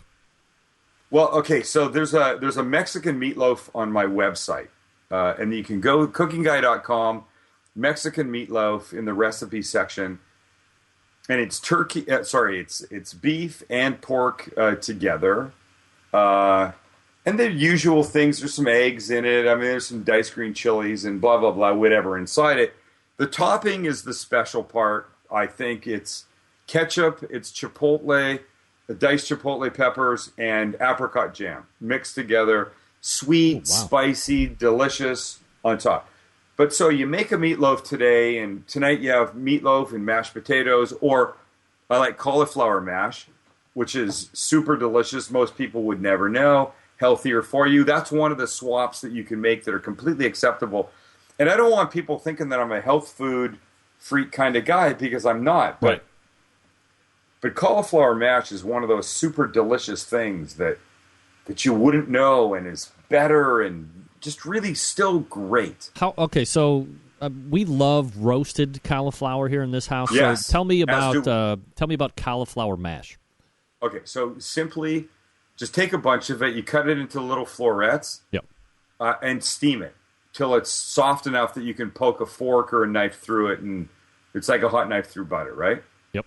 It goes into a processor, kosher salt, pepper, little olive oil, some cream, a little Parmesan cheese grated, and done. I'm telling you, it's ridiculously good. And underneath a piece of meatloaf, underneath some chicken, underneath a little filet that you've grilled beautifully, you wouldn't know the difference. In fact, you might actually say this is tastier than the regular mashed potatoes you make, and then whoever makes them is going to go, well, they're actually not mashed potatoes, it's cauliflower. Don't look at it like it's a healthy alternative. Look at it like it's a delicious alternative. Absolutely. That's the way to go. And I think that's where most of the health things fall down, is they push the health side too much, and people forget that they're actually, some of these things actually taste really good. But so we make a meatloaf one night, and then the rest of the week, it can become part of an omelet in a really delicious sort of way. I make pasta sauce. Call it spaghetti sauce, call it pasta sauce, whatever you want. I mean, think about it. You take some ground beef, you put it in a pan, and you brown it, and then you add tomato sauce, tomato paste, some garlic, some onion, that kind of thing, right? Yep. Well, I've already gotten halfway there by making a meatloaf. So really all you have to do is crumble it into a pan, and then add some onion and garlic with it, and then a little tomato paste or sauce, and you're fine. We made a pizza. There's a pizza that we did last week on the live cast. It was pesto on top of a pizza crust, and then the crumbled meatloaf, and then slices of fresh mozzarella over the top of it. Oof. And then I baked it. It was ridiculously good. So cook once, eat a bunch of times is really how we've liked to do things lately. We're very happy with that. We're talking with Sam Zion. You know him as Sam, the Cooking Guy. You can find him at thecookingguy.com, also thesamlivecast.com, and, of course, 760KFMB on the internet. That's 760KFMB.com. You can check out his radio show, Eat This. Sam, always appreciate the time, man. Thanks for coming on. Dude, I'm always happy to be here. There he is. Have fun tonight. Thank you. See you. My man, Sam Zion. Again, his website's thecookingguy.com and thesamlivecast.com if you want to check him out. Yeah, hey. Like I said, we're not always talking about barbecue and grilling. We don't always eat that. Some of you might. That's why some of you... The trusted online retailer of this show, Fred Bernardo of Tasty Licks Barbecue Supply, he will be on the show next week. Lots to talk about with Fred, so looking forward to it. Maybe he'll make a new song. You remember the Legend of Barbecue 1 and Dirty Chicken, I think it was, Dirty Chicken. Tasty Licks is carrying a number of new products. We're going to talk about those in depth next week with the likes of Kamado Joe cookers, the Meadow Creek cookers, spices, sauces, accessories, items that are ready to ship to you directly. They're in stock. Oak Ridge brines and rubs. Plowboys rubs and sauces. How about Smoke on Wheels products? Fred's got them, ready to ship to you. Of course, you know by now that Tasty Licks is your Big Green Egg headquarters as well, including many items for the egg you just can't get anywhere else. They're made especially for Tasty Licks Barbecue Supply. These items are in stock, and they are ready to go. Also, Tasty Licks Barbecue Supply now carrying Harry Sue's Chicken Rub, the same one that won him a bunch of Grand Championships last year and the title of Team of the Year in Chicken category for KCBS. The big hitters in injection, Butcher Barbecue, Cosmos Q, Barbecue Guru, their associated accessories. Fred teaches a bunch of classes as well, right there in his location in Shillington, Pennsylvania. And teams, don't forget, Tasty Licks, your competition headquarters as well. All supplies for competition teams, pans in different sizes, aluminum trays, gloves, thermometers, turning boxes. Make it your one-stop shop. I make it mine. TastyLicksBBQ.com, the place to go. So head on over there right now. Enjoy the videos that Fred puts up on his page. Very teacher-friendly, but very funny, very fun to watch. And don't forget that Tasty Licks has their own lines of rubs and sauces that they make as well. Got to try those. When you order, drop Fred a line that you heard about him on this show. Let him know that you appreciate the support of this show and that you are going to appreciate him back by buying from him. TastyLicksBBQ.com. That's TastyLicksBBQ.com. Robin Lindar is out of the break. Stick around.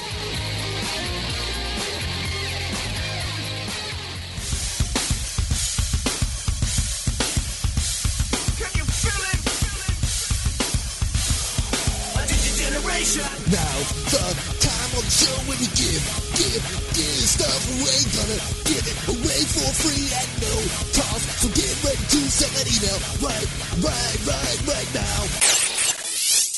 All right, we're going to do a quick giveaway.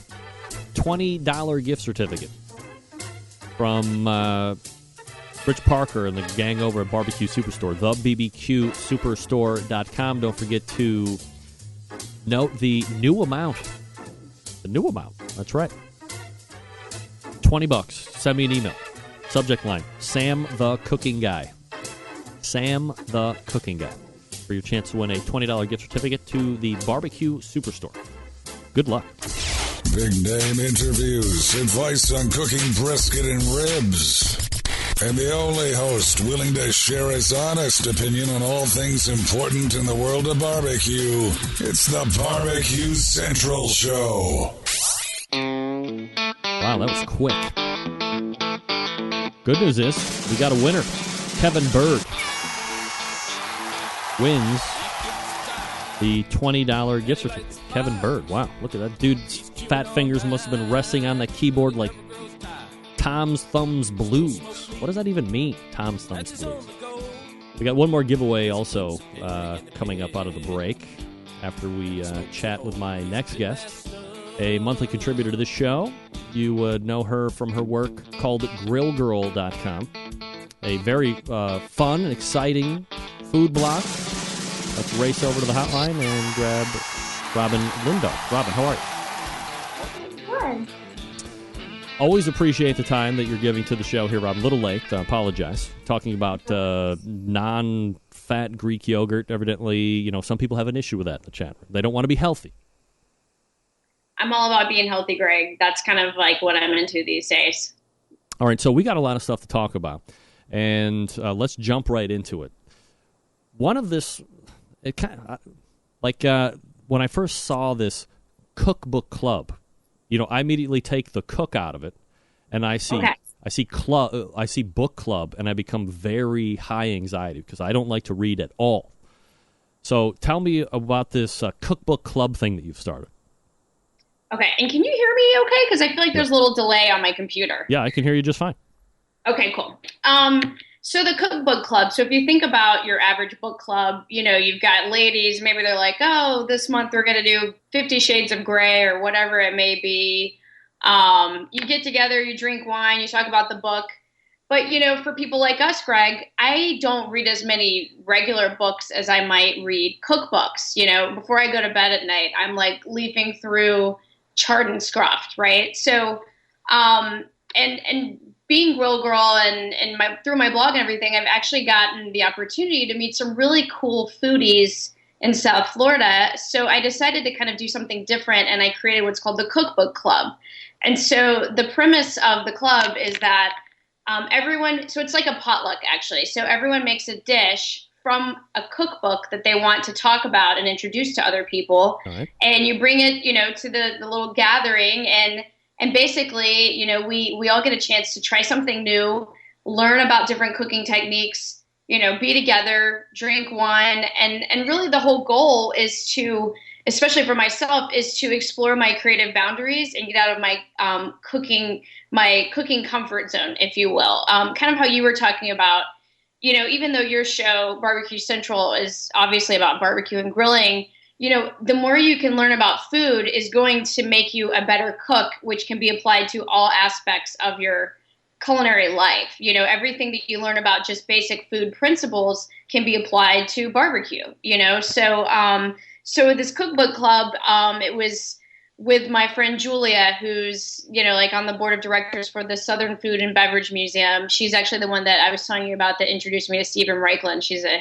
She's just a smart older lady. And then another friend of mine that I've met through my grilling clinics, and then another friend of mine that I've met through, doing some stuff around here. So I actually introduced Seven Fires by Francis Mallman, which is interesting because this is the cookbook that John Dawson gave to me as a wedding gift about 3 years ago, because I got married 3 years ago, and Scott and I went on our honeymoon in Argentina. And this book is all about Argentinian style grilling.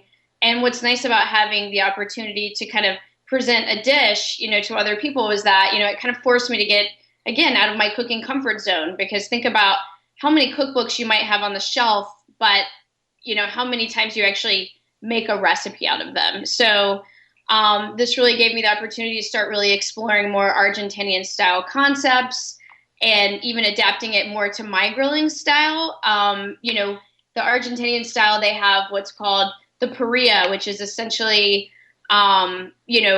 grates over a hot fire. And then Francis Mallman cooks on what's called a chapa, which is like that metal thing, kind of like a big massive griddle, over this hot live fire.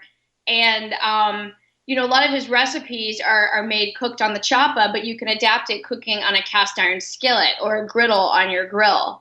And so anyway, the idea is that it's just really all about expanding your boundaries and learning more and becoming a better cook while having fun with your friends and drinking wine, if you will. Yeah, I mean, that's always a good time in my book. I have a picture of this guy cooking on top of this, I forget what the name of it was, but like the flat top, and he's got all these logs and stuff underneath it that are cooking. I mean, it looks pretty intense. Right. And, and what's cool about this is the kind of way they cook. Well, obviously in Argentina, they serve you massive amounts of meat wherever you go, and it's called the parrilla, which is a grill. But there's also they have this whole method of cooking called the asador, right? Where it's kind of like cooking on a spit, where you have like a whole animal that you butterfly and fasten with wires. And what I cooked for the club was actually like a roasted squash salad, which his original recipe was to take a whole pumpkin and do it in what's called riscaldo, where you actually take the pumpkin and roast it in the ashes and embers of the live fire. And so I don't even have a grill big enough to do that, let alone with a pumpkin in my backyard. So I roasted it in the oven, but I think the next thing I want to try is doing it in my fire pit. So it was just a cool way to experience new things. Like a friend of mine, she was Swedish, and she made Swedish pancakes from a cookbook that's actually given to every person that's a citizen of Sweden. The government actually gives you this like kind of official cookbook with history of Swedish cooking and a lot of the restaurants in Stockholm. And it was just a really good, fun time. And I feel like being a good cook is all about kind of learning new things. Like my friend Julia told me about padron peppers. I'm a huge kind of chili head. And so that's something I'm trying to learn more about. They're supposed to be the kind of the sought after Spanish style peppers that are really popular in like tapas. And supposedly, there's what's called pepper roulette. Like out of every bunch, though it's not a spicy pepper, you'll get a spicy one. So it's just, it's just fun to kind of incorporate new things in your grilling style. All right, so you sent me a bunch of pictures. I saw the one, I just posted of the guy cooking all over the fire and whatever protein it looked like he was cooking. But what are some of these other pictures that you sent me, and maybe you can tell a little story about each one? So the one, okay, you put it up and I'll tell you what it is. All right, hold on one second. Let me get to picture number 2. See, I tell you what to do, and then, of course, I'm not Rob. I'm asleep at the switch. All right, so look, this is cute on many different levels. Okay, so this is a pretzel dog with a dog in the back. So that's my dog, Haley. But so, obviously it's tailgating season. And really what's cool is, even for me as a blogger, I see traffic go down because people that aren't as fanatical as us, Greg, obviously grilling is very seasonal. But grilling is a huge component of tailgating. And so anyway, as you've seen, pretzels are kind of making a comeback. Like everywhere you go, it's like pretzel bread, the pretzel this, pretzel that. Pretzel bun, the pretzel bun industry has seen a renaissance the likes I have never seen before in my life. It's weird. I don't know where it came from, but I'm a big fan of pretzels. They're good. Hey, you know what? Pretzels go great with beer, right? Yes. Beer goes good with beer, too, by the way. What goes well with beer? Beer goes good with beer. Beer. Right. Yeah. No doubt. Just beer. Speaking of which, I have a really good article written by Blake Markham on my site right now about the best craft beers to tailgate with. And he's like a total beer snob. And he's also on the Sweet Swine of Mine team. So he knows a lot about barbecue and beer in general. So it's a good article. You guys should check it out. But anyway, so that is a pretzel dog. So pretzels are so popular right now that I found this at the deli of my grocery store at Publix. So this is just kind of a fun way to kind of amp up, make your tailgate a little more gourmet. It's not like you have to bake the pretzel bread yourself. I paired it with Italian sausage. So this is Italian sausage dog nestled in melted provolone cheese with a little spicy mustard. So it's a little bit of a different twist on your average, wiener hot dog. Yeah, it looks great, and then of course the picture of the dog in the back is even better. Well, thank you. Now I'm going to take a stab at this. Is this polenta? This is grilled polenta. Oh, so yeah. So this is just another idea for tailgating. Polenta is easy because you can buy it on those tubes in the grocery store. Yeah. And it's not like you really have to do much. You can take it to the tailgate, slice it up right there, and it grills up. It's like, I remember I had a friend call it like manna from heaven, right? Like it's so easy and it's so tasty, and you just drizzle it with a little olive oil when it like before you throw it on the direct side of the grill, as you can see. But it's also not just good by itself, but it's great as the vehicle for other things, right? Fresh herbs, tomato sauce with some fresh grated parm, some goat cheese, Italian sausage. I mean, it's kind of the sky's the limit. So this is a fun thing to bring to a tailgate that's a little bit more exciting than your average, 7-layer bean dip and, what do they call it? Texas caviar, your average spinach dip that people are going to bring. Let me ask you a question, because I did get a tube of this one time. And, I have to say, it turned out horrifically average. Okay. But maybe I didn't do it right. So, what's the actual process? You get it out of the tube, you cut it down into your hockey pucks, and then what's the stage from there? How do you set your fire? What are you doing preparatory-wise to it? And are you seasoning it during the cook? And how long are you cooking? Give me all the good stuff. Okay, I do. I'll grill it on direct. I'll coat the grill with a little canola oil so it won't stick. And I'll slice the polenta. Sometimes I'll buy the flavored ones, or like garlic or sun-dried tomato. If they're not one of the flavored ones, I'd probably add some sea salt and maybe even some smoked pepper or smoked paprika for a little extra flavor. Definitely a little salt. And then throw it on the grill. And then, even while you're on the grill, maybe add some fresh herbs. Flip it. It's always all about obtaining the right char marks. I'd say about 5 minutes each side if you're direct around 350 degrees. Well, it looks great, no doubt about it. That picture there says a mouthful, especially those couple ones on the exterior that look like almost like sugar cookies. I mean, they look, just delicious. Well, the photo could be better, but you were starting to get in the time of year where you start running out of light, unfortunately. Yeah, absolutely. All right, so I imagine this is just another shot of the pretzel bun. Oh, you can see the cheese coming over the top of that pretzel bread. I mean, that looks spectacular. Up close wiener. Yep. And then, more tailgating ideas. Yeah. So this is the roasted acorn squash. This is the adaptation of Francis Mallman's recipe. Some of the recipes I was trying from his cookbook. So where he did it riscaldo, and I'm sure I'm not pronouncing that in the correct Spanish way, which means, he would roast the whole pumpkin in hot embers and ash. Yeah. And then what's cool is in the book, he serves the pumpkin as the serving dish itself. So, once the pumpkin itself, or whatever you're going to use kind of in the pumpkin squash family, I found acorn squash because that's that's what I could find.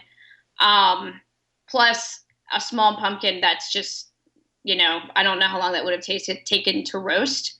But anyway, the idea is that, you get it to internal temperature of 150, and then you serve the squash itself as its own serving container. And I paired it with arugula and goat cheese. And then he just had it as a salad, and I added also grilled Italian sausage. Yeah, I mean, the sausage looks like it adds a whole new dimension on there. And then the arugula kind of adds that nice kind of peppery kick to over the top of what would be maybe a regular romaine or even an iceberg lettuce.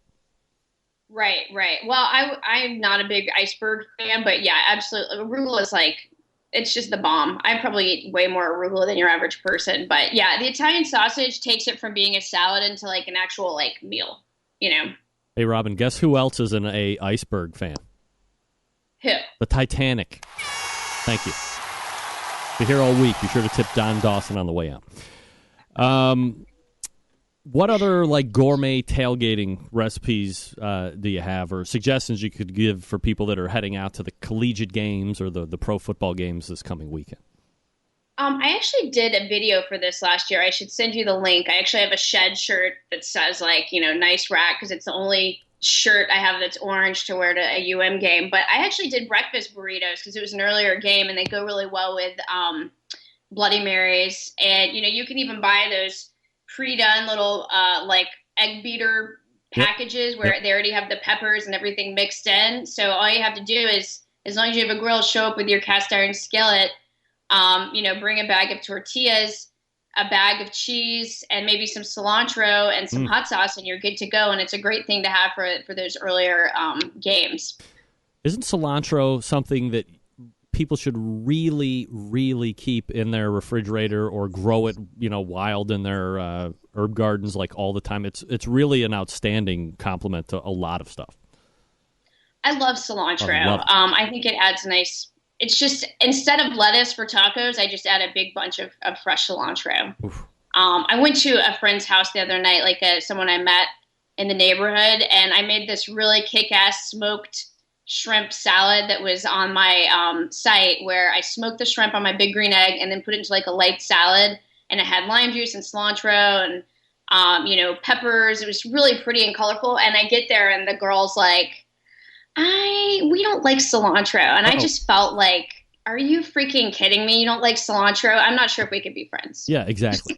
All right, before I let you go, Robin, I've been playing a game all night to win a free pit barrel cooker. Now, we already have the winner for that.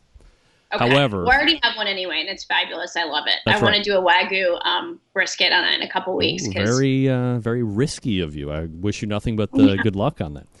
I know. Well, it was via John Dawson and I guess Meathead and someone else who opened my eyes to the fact that they could do a brisket in much less time. Yeah. So I want to try it out because we all know that I'm impatient and I'll have to drink at least a 6-pack to smoke an entire brisket, right? All right, exactly. All right, so I developed a game called Cheese or Font. Do you want to give it a try and see how well you know your cheese or your type font? Yes. All right, here we go. Oh, hold on. I got to get to my, what did I do with it? Damn it. I don't have it. All right. We'll have to forego the music. I'm excited. I love fonts. I'm a dork. We'll have to forego the music. Here we go. All right. First one. Orla. Cheese or font? Would you say Orla? Orla. Cheese or font? Can I have a spelling, Greg? I'm just kidding. ORLA. Like on a spelling bee, get it? Orla. I want to say that's a font, like a cursive font. Oh, No. We suck again. Sorry. It's a cheese. Orla. What kind of cheese? Like, I what don't family? look. I don't know. I just go through and I, write down 20 different cheeses and 20 different fonts, and as you can see, I do it right here. There's one, and there's the other. And then if people guess it wrong, I make the weird sounds, and then they feel all very embarrassed, and there you go. So, I'm embarrassed. I should know my cheese. I am Lando Lakes girl, but that's primarily Lando Lakes cheese. So. Hey, brush up on the cheese. Regardless, also head on over to grillgirl.com and check out what Robin's up to. That's GRILL, and then GRRL.com, GRRRL, grillgirl.com. Robin, always appreciate the time, and we'll look for you again next month. Yeah, I'm excited. Yay, go tailgating season. Thanks for the time, Greg. You got it. There she is. Oh, that's the wrong thing there. Jeez. I forget I always have to switch over to the other thing. We got a contest coming up out of the break. Last one. Sweet Smoke Q Juice. If you didn't win the Pit Barrel Cooker, you could win Sweet Smoke Q Juice. Steven DeFranco, a longtime supporter of this show, is here to tell you that, don't... What the hell happened to my camera? There we go. Got all frozen and freaked out at the same time. Don't get taken, is really what we're trying to say here, folks. You don't want to be messing around with, these stores that are only concerned with the bottom line and making sure that they talk you into stuff that, like I said last week, don't be messing around with those people. Talk with Steve. Him or his trained staff is there to help you kind of guide. They're just along for the ride, providing expertise, some insight, answering the questions you might have. They're not there to sell you into anything. That's not that kind of a shop. No salespeople, just experts ready to lend their advice as you need it. A lot of these things are big purchases.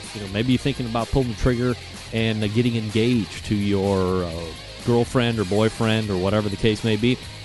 It's a lot of money. You want to make sure that you're spending it wisely, you're getting the most bang for your buck, and you're getting what you want, conveying the message in your heart through the material object of jewelry. Steven's going to help you do that. You visit him online, StevenDeFranco.com. Call him 440-943-2700. He will be right back. On the show, when we give stuff away for no money, that's why it's free of charge. You can win stuff and I'll give it away for free. All right, a bottle of Sweet Smoke Q Juice, graciously donated by Jim Elser, pitmaster of Sweet Smoke Q. The website, Sweet Smoke, and then the letter Q.com, SweetSmokeQ.com. You send me an email in the subject line, Robin Lindar's Grill Girl. Spell it like she spells her website. Spell her last name right. And you can win a bottle of Sweet Smoke Q Juice. Again, the website, Sweet Smoke Q, the letter Q, SweetSmokeQ.com for your chance to win Jim Elser's Sweet Smoke Q Juice. Good luck.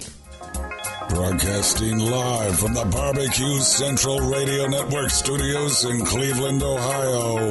You're listening to the Barbecue Central Radio Show. Once again, here's your host, Greg Rempe. All right, thanks to Robin Lindar for coming on last segment. Patrick, I believe she said she got like a miniature pumpkin and did it that. Maybe she did it in the oven, I forget. If Robin's still in the chat room, tell her how Patrick's very concerned that you said you didn't have something big enough to do a pumpkin, and now you did. Oh, sorry, acorn squash, that would have. She does have a grill big enough to do acorn squash on the embers. Patrick, you can rest easily this evening. Still looking for the winner for Sweet Smoke Q Juice. Robin Lindar's Grill Girl. You can win a bottle of Sweet Smoke Q. Just that easy. Don't forget, next week we will be wrapping up the third and final week of the Pit Barrel Cooker giveaway. This week was cheese and font, or font. Last week was winery or rehab. Next week, brush up on both athletes and porn stars, because we're going to be doing athletes or porn stars. Boom. There you go. Thanks to Noah Glanville and the folks over at pitbarrelcooker.com. That's pitbarrelcooker.com. And we do have a winner. It's M. Boger. Let me click in here and see if he's got a real name. M. Boger. Well, there's a very good chance I'm saying your last name wrong. So M-B-O-U-G-H-E-R, M. Bauer? Could be Bauer, right? Matthew Boger? Bauer. Boher. I don't know. You win, Matthew. Send me your shipping info, and I'll get it over to Jim. You'll get your Sweet Smoke Q juice. Matthew, wait. I've figured out how to say it. I've looked at it. No help from the audience. No names, please. Matthew Boer. I'm good.